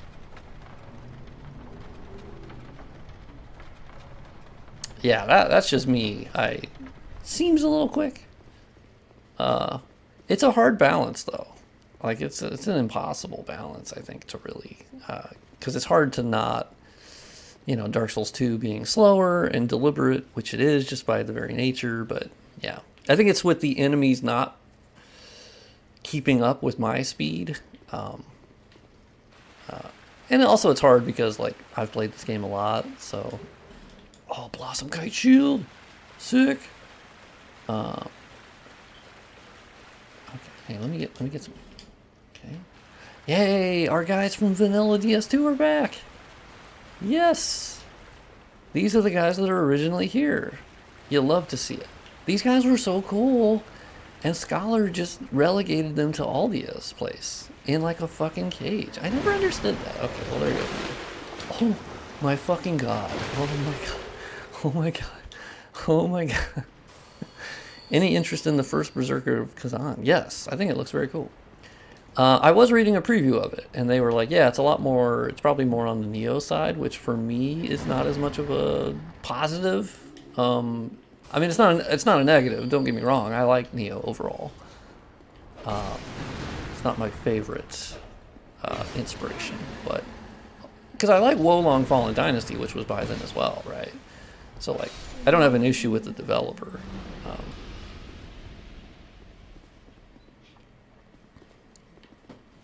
Are these the guys with the really weird frame data? I would bet. I bet with their spin attack, it's really weird. Right. So I remember in Vanilla there were, like, multiple. Fuck, I hate the Explodey Boys. They're probably, like, my most hated enemy. But they do kind of give you an interesting challenge of... Alright, bitches. Oh, God. Hey, look, we got extra clutter in here. That's nice. Yeah, a lot of these were just fucking empty as shit. Any changes to the Zweihander? I would imagine... Oh! Wait. There's a goddamn bonfire over there? No way. Oh, sick titties. Okay. Look at that. Huh. I like that. New bonfire. Check that shit out. Alright. That's nice. I mean, I didn't mind the run back beforehand. I thought the run back was okay. Nice. Is Souls like your favorite type of game? Yeah, it is. It's definitely become like an obsession that... It's not that it's ruined other games for me. It's definitely recontextualized them. Like... I can't really play the Bethesda games, but then again, I had already dropped off the Bethesda games prior to this. Other than that, what other games do I play? I liked Cyberpunk. I thought that was a good game. I had played The Witcher 2 and 3, which I liked. I tried playing Witcher 3 recently, and I did play like 20 hours of it, but then I dropped off again. Yeah, I remember the bonfires is for Secret Fires a bit out front. Yeah, I really like Cyberpunk. I thought that was a really interesting world, and I liked the story. I like the story more than the gameplay, but I like the world. Yeah, I really got into that game. So I enjoyed that a lot. I like the I get well, so I guess the Jedi Fallen Order and Survivor are both like Souls light, you know. I liked Fallen Order ish. I mean, I found it to be like a 7.5, 8 out of 10, you know, nothing crazy. Survivor, I had a good romp, you know. That felt a lot less Souls oriented in any way, but I liked it because I like Star Wars, so I thought that was fun. I had fun with Battlefront, you know, the older ones and the newer ones, because I like Star Wars, you know, so I'm a sucker for that. I'll probably try the Outlaws game just because I like Star Wars, so that's probably going to be a win, you know. The Resident Evil games I have unfortunately not gotten into. I like watching playthroughs of Resident Evil games because I think they're really quirky and I like their sense of humor and they're kind of over the top and like I like the fandom about them if that makes sense. And I kind of like the remakes they've done. I think are really awesome. Like I love how their version of Remake is they end up being very different. But that's also because they're going from like PS1, you know, so that makes a lot of sense for like RE2 and RE3, and I think the RE4 remake was great. I think that was less in need of a remake, but it was old enough that it made sense. Yeah, I think Resident Evil is a pretty great franchise. I was trying to finish RE1 or Remake on stream back when I was streaming last year at some point, and it never fully clicked with me, unfortunately. I kind of just was like, all right, I don't know. That one unfortunately felt like just opening doors, opening doors, opening doors. Oh, that door's locked. Oh, I didn't mean to transform into the environment.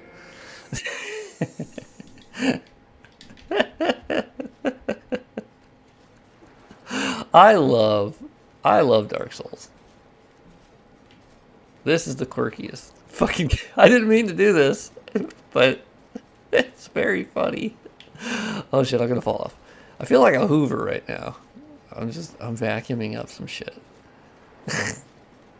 Yeah, so Monster Hunter is one I've never played. I have never ever tried a Monster Hunter game for 1 second at all. And here's the weird thing. I've seen gameplay of Monster Hunter, and I have to admit it looks very boring to me. And I know that sounds kind of mean, and maybe it's a lot more fun to play. But the combat to me looks very like big thing, do big things, and you whack at big thing, and then big thing die. I don't see a lot of mechanics going on. It's very... I mean, I know Dragon's Dogma was obviously based on the same engine at a certain point, and a similar dodge attack combo, but with more steps. Yeah, I guess I'm not seeing the steps when I watch the gameplay. It just looks like they kind of go whack, whack, whack, whack, whack, big whack, whack, whack, whack. And I guess like Dark Souls, like obviously there's... I don't know, I just felt like the movesets were more... I don't know, there's something about Monster Hunter that just hasn't... I can't put my finger on it. That when I do watch gameplay, I'm just utterly bored to death. And I don't 100% know why. Yeah, like I've watched Monster Hunter Rise gameplay and I was just like, I don't get it. Monster Hunter World, I'm like, it's a big world, but once again, I don't know. And I'm like, is there lore? Like, what are we doing? Like, what's the storytelling? Is it really just about the gameplay? Which I guess is fine, obviously. As you can enjoy the Dark Souls games without the lore, but for me, it would be vastly different if I didn't love the world and the lore and everything. So I don't know. I'd have to try it. I can't really shit on it until I try it. Yeah, Dragon's Dogma is a weird one where I've tried many times and I've made it a decent chunk through the game, but there's enough about that game I don't like. I think for me the biggest thing with Dragon's Dogma is the healing system. I fucking hate it. I hate it. I hate it. I so hate it. And I think Dark Souls has ruined me for that, where like I would very much like a flask. of some sort. I just want a healing thing I can rely on. I don't want to have to open my inventory and eat everything in my pants, okay? I just, like, I can't. I hate it. I hate it. It's stupid. Like, well, I won't say it's stupid. For me, I just very much dislike that. And I like to have, even if it was consumable healing, like Demon Souls and Bloodborne, I like that, like, I could pick it up off the enemies. And, like, in Dragon's Dogma, I just couldn't reliably find healing outside of buying them from a fucking vendor. And then, like, let me go check my pants and go let me give that Heartsblood milk to one of my compatriots, and then they can drink it. And I don't know. There's just something I couldn't. And then the world I did find very boring. It was incredibly basic. And then Dragon's Dogma 2, I also tried. And I liked the combat more. That was more fun, which I guess is very close to Monster Hunter-ish combat. And the world just... I don't understand how Dragon's Dogma 2, it feels like had the lowest amount of enemy variety possible. It was kind of crazy. Yeah, I mean, Bloodborne has no Estus either, but it had vials that have a chance to drop off every enemy. So, like, that wasn't an issue. I could always find vials. And in Dragon's Dogma, you commonly would just be out in the world going, well, I'm fucked. I mean, I don't have any healing, and I have a person who can heal me, but their spell only drops in a certain area, and I have to be near that, and the healing is kind of dog shit, and I don't like it, and I just hated it. Yeah, that was the biggest, I just fucking hated it. Okay, so now that we have a lit up thing, I need to parry Lost Center, and I can now riposte them. It's gonna be sick. This is not with LE. Yeah, less talking, more killing. Nah. All talking, no killing. Those are my streams. I'm very bad at multitasking. This cutscene's pretty sick, though. It's so sick. Funny thing is, the lights go out, and then you get in the boss fight, and the lights are up. So, I don't really understand that a whole lot. I think that's kind of goofy, but, you know. Okay. I'm not very good at fighting Lost Center. Hey, I feel like your hitboxes were a little bit better there. Oh fuck. Okay, well you're hot. Oh my god! Oh, I forgot that she does fire attacks now. It's sick. It's so cool. It's so cool. I remember that. Dude, you can riposte the Lost Center. It's so sick. That's so cool. And oh yeah, that was like a recovery. She ended up being on the ground. That was perfect. Yeah, fuck. Okay. Oh my god, I love it. I already love the boss fight 10 times more. Just because of the ability to parry them. Okay, well, I knew you were going to run at me, and that was very rude, and I did not appreciate that. That's also in Secret Fire? That checks out. Yeah, I figured the fire attack thing, yeah. Oh, fuck. Oh, fuck. Okay, fuck. Alright. Hey. Okay, well, if you're going to keep doing the jump attack, you know, that's just not... Okay, well, you know, like, I want to parry you. Let me parry you. Oh my god. It's so cool. It's so fun. Hey, do it again. Okay, well, I mean, I you know, that's on me. That's on me. Hey, did you get out of the parry thing? Not cool. Also, I kind of respect it, though. That's kind of a boss move, I gotta admit. Oh, fuck. Okay, well, shit. Damn. Lords of the Fallen 2014 is way better than the new one. See, now that one I find very odd. I mean, obviously it's okay to have that opinion, but having played the 2014 one, I thought it was pretty bad. And the new one I also didn't like that much. But I thought it was a lot better in most every way than the 2014 one. Like, graphically, mechanically, bosses, enemies. The first one I thought was really quite bad. Like, if I'm honest. I thought the combat felt absolutely fucking awful. Damn, that's kind of a boss fucking move, though, that you can get out of the parry thing. That's pretty sick, though. Okay, well, you know what? Like, I get that you're better than me. Okay. You are very much better than me at this game. It's also because I'm trying to parry you. I could absolutely kill you without parrying, but it's too fun, okay? Oh, fuck.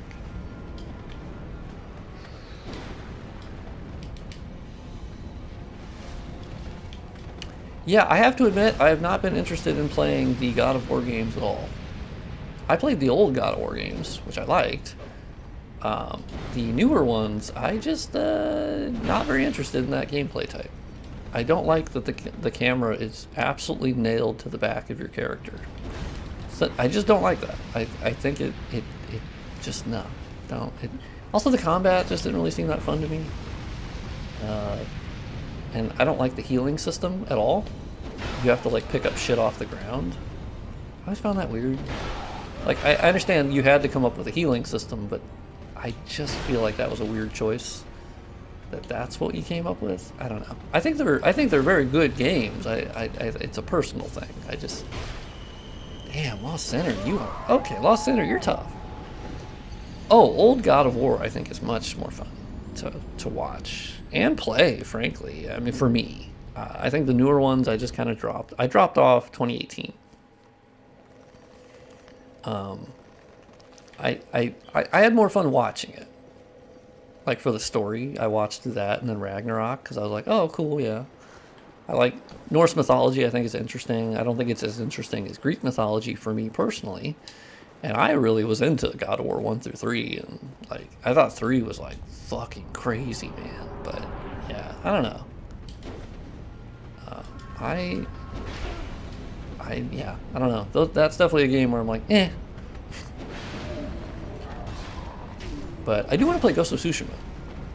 I hear that's pretty good. And I think my problem is that I'm going to compare it, unfortunately, to Sekiro. And I don't know how well that's going to hold up, because I know they're very different games, and one being open world and one is not. But I think it's going to be hard for me not to compare it to Sekiro. For combat, at least. And I feel like I'm going to walk away going, I like Sekiro's combat way more. And maybe I'll like the world of Ghost, you know? Just enjoying the world, I think that's valid, right? But I need to try it. Like, I haven't tried it, so I can't say anything.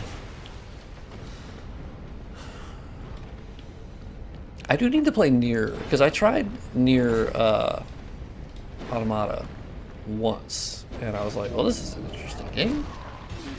And weird. And I didn't really give it a full chance, you know? And I should have, because I know if you play it like multiple times, right? Yeah, Lies of P has been my favorite, like, non-FromSoft game of recent years. Like, Lies of P was just so much a surprise for me, you know? Oh, here's the primal bonfire room. Let's see if it looks a little different. If we got a little difference going on. Got a little bit of stuff in here. Is there a chest? Yeah, okay. I was like, hold on, there's a goddamn chest. It's the Red Dead Redemption 2 of Soulsborne games. Interesting. Because I did not like Red Dead Redemption 2. I also fell off Red Dead Redemption 1. Oh, hey, we got items in here. Oh my god, yeah, we actually have clutter. Yeah, this room before was just a complete box. It's so weird. Yes, good. We have actual items. You love to see it.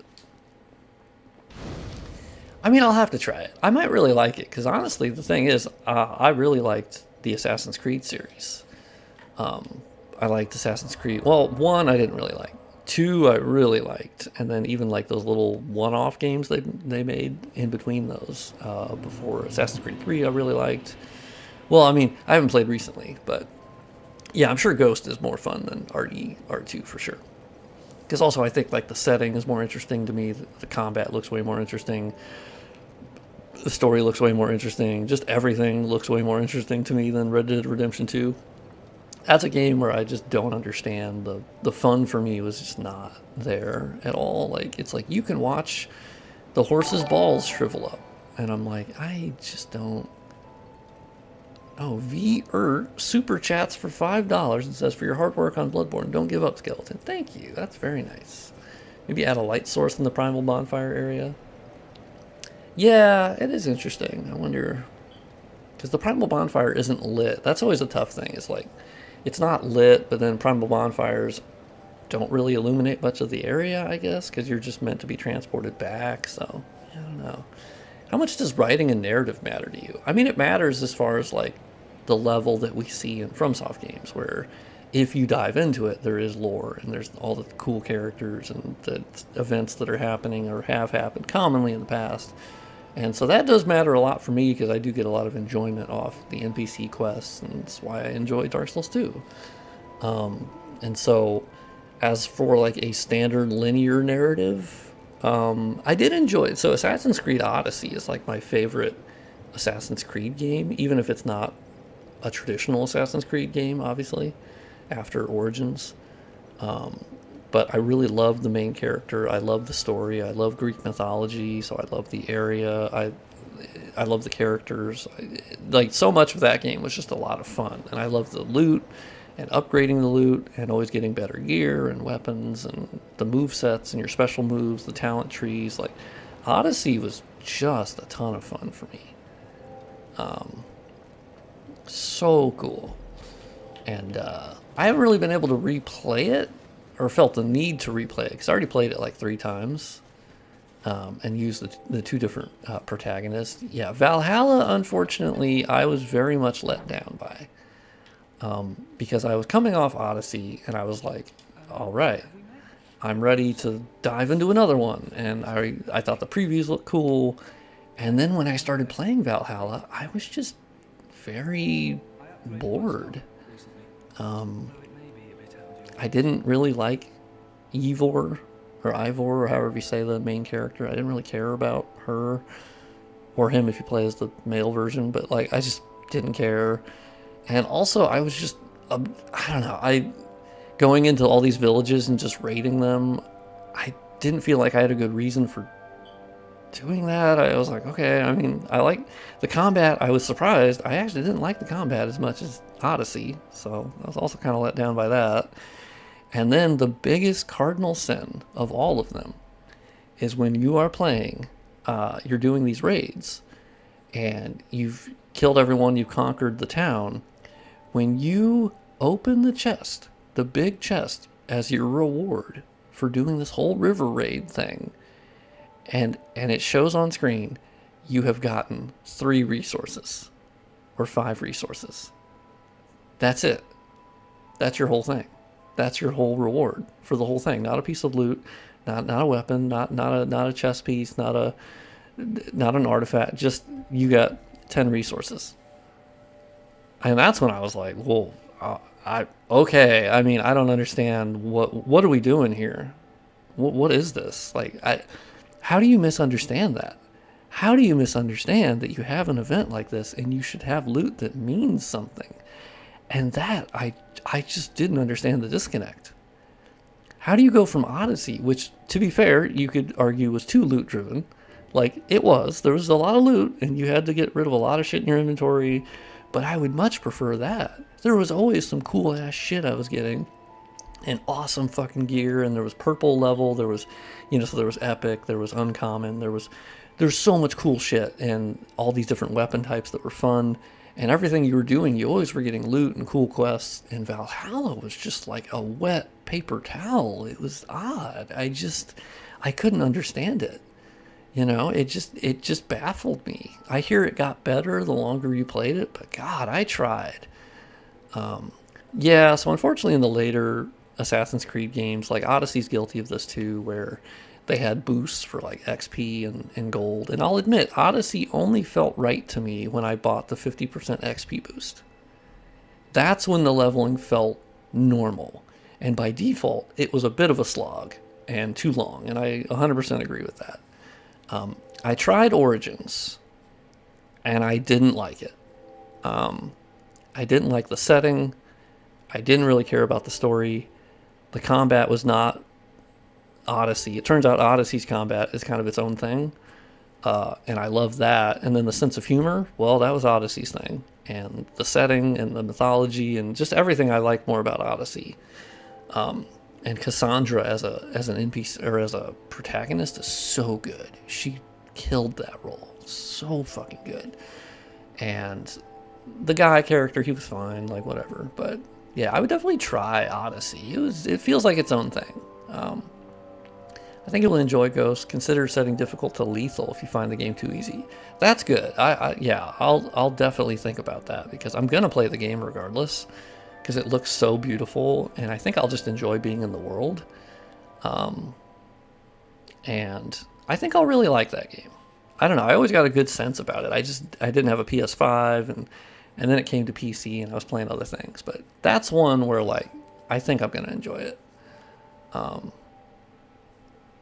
You can add the contact between the Templars and Assassins. Really, what you could add it in a lot of settings that I think they just, I don't know.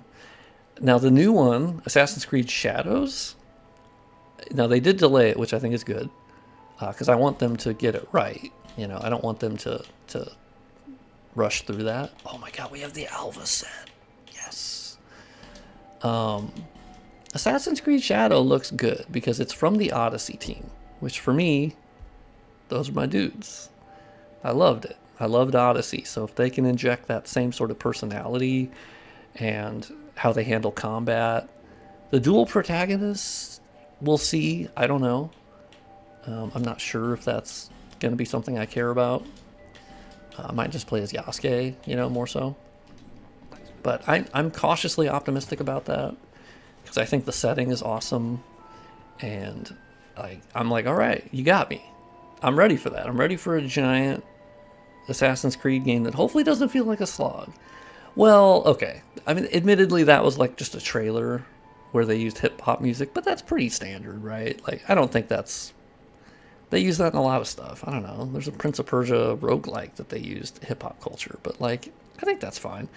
Yeah, the culture war around it is just that there's bigots and fucking morons that go, I can't believe they have a black guy, and it's like, well, also you misunderstand history, and so, you're wrong on all counts. You're wrong because you're a racist bitch, but you're also wrong because that is actually a person that did exist. So, like, yeah, you put it on the list of woke games, like, it's just so stupid. It's so stupid. It's like, you're wrong on all counts. Like, you're wrong.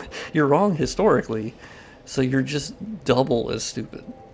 Like, you have no room to stand on. And even if it wasn't a historical character, fuck you. It's a fictional game, you dumbass. Like, that they get nowhere with me with that. Where I'm like, just shut the fuck up. You weren't gonna play the game anyway. So you just want clicks on your YouTube channel. So, all right. Oh, I didn't have one. Damn. Okay. Yeah, Alan Wake is one where I unfortunately just don't... There's something about Remedy games I just don't like. I don't have any hate towards them, as I think they're well-crafted, really cool, and unique. They're the only ones making Remedy-style games, I feel like. And I love, what's-his-face, the head of Remedy Games. I think he's awesome. There's just something about the games I can't get into.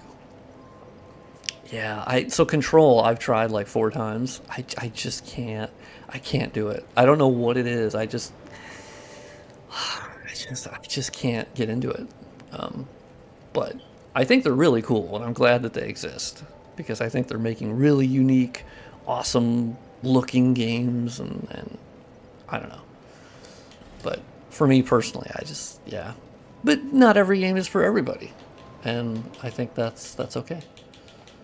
But I can still separate that and be happy that they make them. But you can at least see they are not bad games. Yeah, oh yeah. I hate that they go, it is a black woman.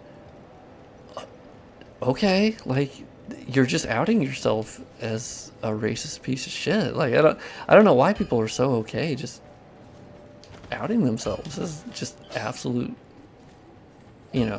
shit burgers of humans. Like, I don't know. I don't know. That one, I don't understand that. I'm like, I mean, I struggle to understand it because they'll be like they're trying to push a woke agenda on us, and I'm like, yeah, but I don't understand the woke agenda that you think they're pushing on you.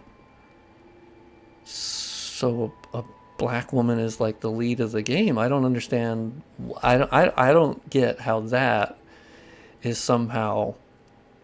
Are you admitting that that's incredibly unlikely? That I don't know. I guess I just don't get it. I don't understand the thought process. You know, I don't get. I think it's just that you don't like them. Yeah, like I just genuinely think it's because you don't like them. It's like, I mean, I can't believe they had a lead of a movie that was a woman, and it's like, okay, do you not understand that women are like, I mean, they're half the population. I don't know. I just don't understand the point there. It's like I just think you don't like them. I did try Death Stranding. I did, and I bounced off. Like I think Kojima in general, he's another one that I can't. I love him, and I love that he's making games, and I think he's so weird and so cool. I just can't get into his games. Like Death Stranding, I tried, and I'm just kind of walking around, and I think it's more about the story, and I did find it really like calming and interesting. Yeah. Like Pokemon Go, that update they did that made characters more inclusive was definitely not cool. It made the game worse, and everybody hated that update. What do you mean that it... Okay, well, see, now I'm curious, Piplup. Why do you think it made it worse? Why would you think that makes the game worse? Like, how did it, on a technical level, make the game worse? Also, I doubt everyone hated it, because I don't think that really makes a lot of sense.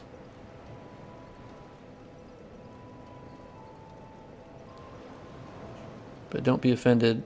Too much talking for me. Okay. That's fair. See ya.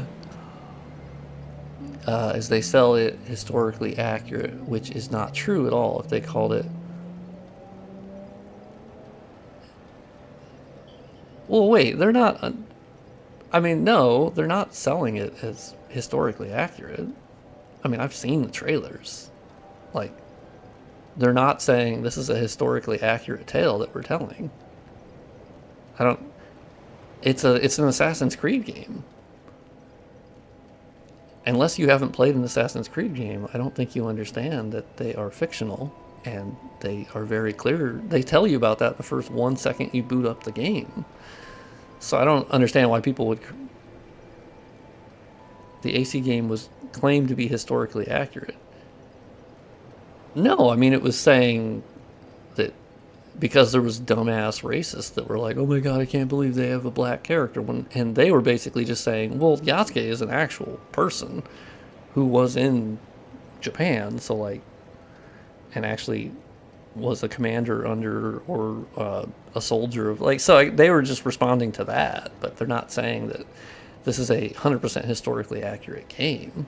I think that's kind of dumb.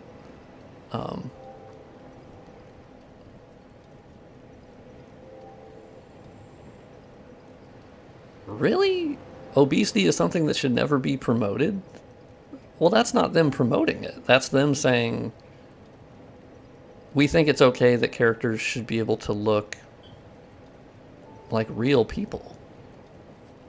So, it's Japan. Japan is known for being very racist and sexist. That doesn't make sense. I think you're misunderstanding. There actually was somebody called Yasuke back then who served under in that timeline. I don't think you're understanding that that is actually historical. So like the fact that he's there and he did face racism. So like I don't know what you're saying that was proven to be fake. Actually, it was not. All right, let's get rid of that. All right, let's get rid of that. Also, the obesity thing, I think that's kind of a stupid thing to say too. it should never be promoted. They were literally just, yeah, that was not proven to be fake. Yeah, that was, but a teen who likes video games, I think that's pretty offensive. Like, they're not promoting it. There are people who have different body sizes, and it's not inherently, it's not them saying that we think people should be fat, but also the game shouldn't be saying that no one should be. I don't know. That one's like, well, people look all different types. Like, that would be like saying we shouldn't allow skinny characters because no one would want someone who's too thin. It's like, well, no. I mean, you should just make, people should be able to make the characters fat, big, small, tall, short. Like, I don't know. I feel like that's weird. Yeah, they aren't saying you should be obese. They're saying that obese people just exist. And, like, it's more complicated than that. More of like a healthy looking character. I think that's a really weird and toxic way to look at it. I don't think you understand. Yeah, I think you're missing a lot of nuance there, man. Like, I think that's kind of shitty, to be honest with you. I think that's pretty shitty to just say that, well, fat people shouldn't exist and no one should be fat. And I feel like that's the same person that would be like, well, fat people are just fat because they're lazy and they're stupid. That's generally what goes together.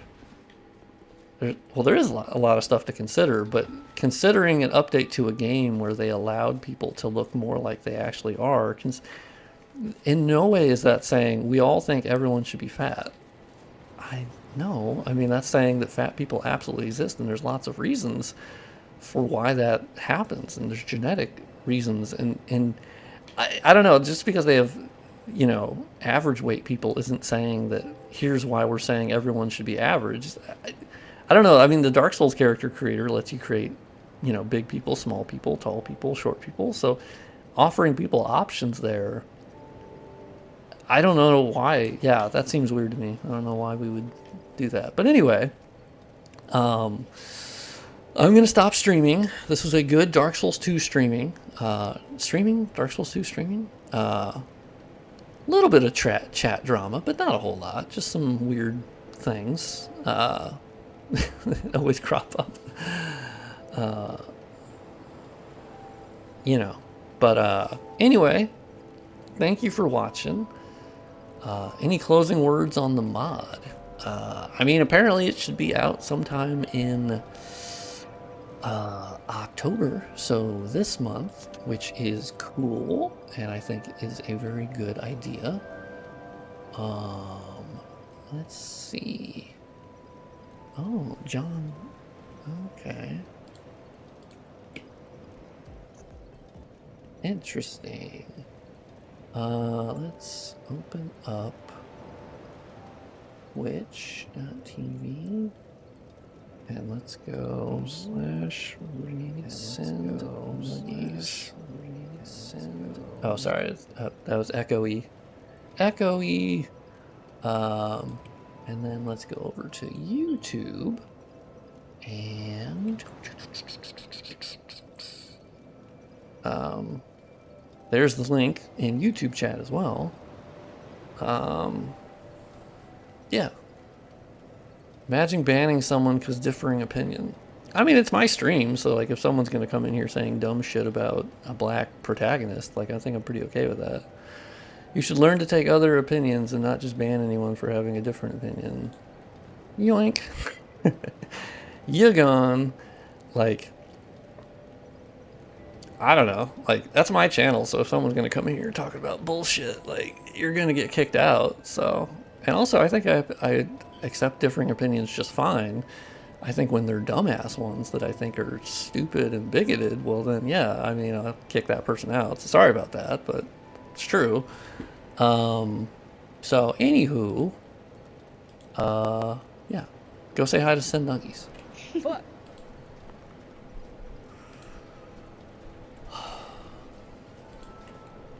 And let's end stream.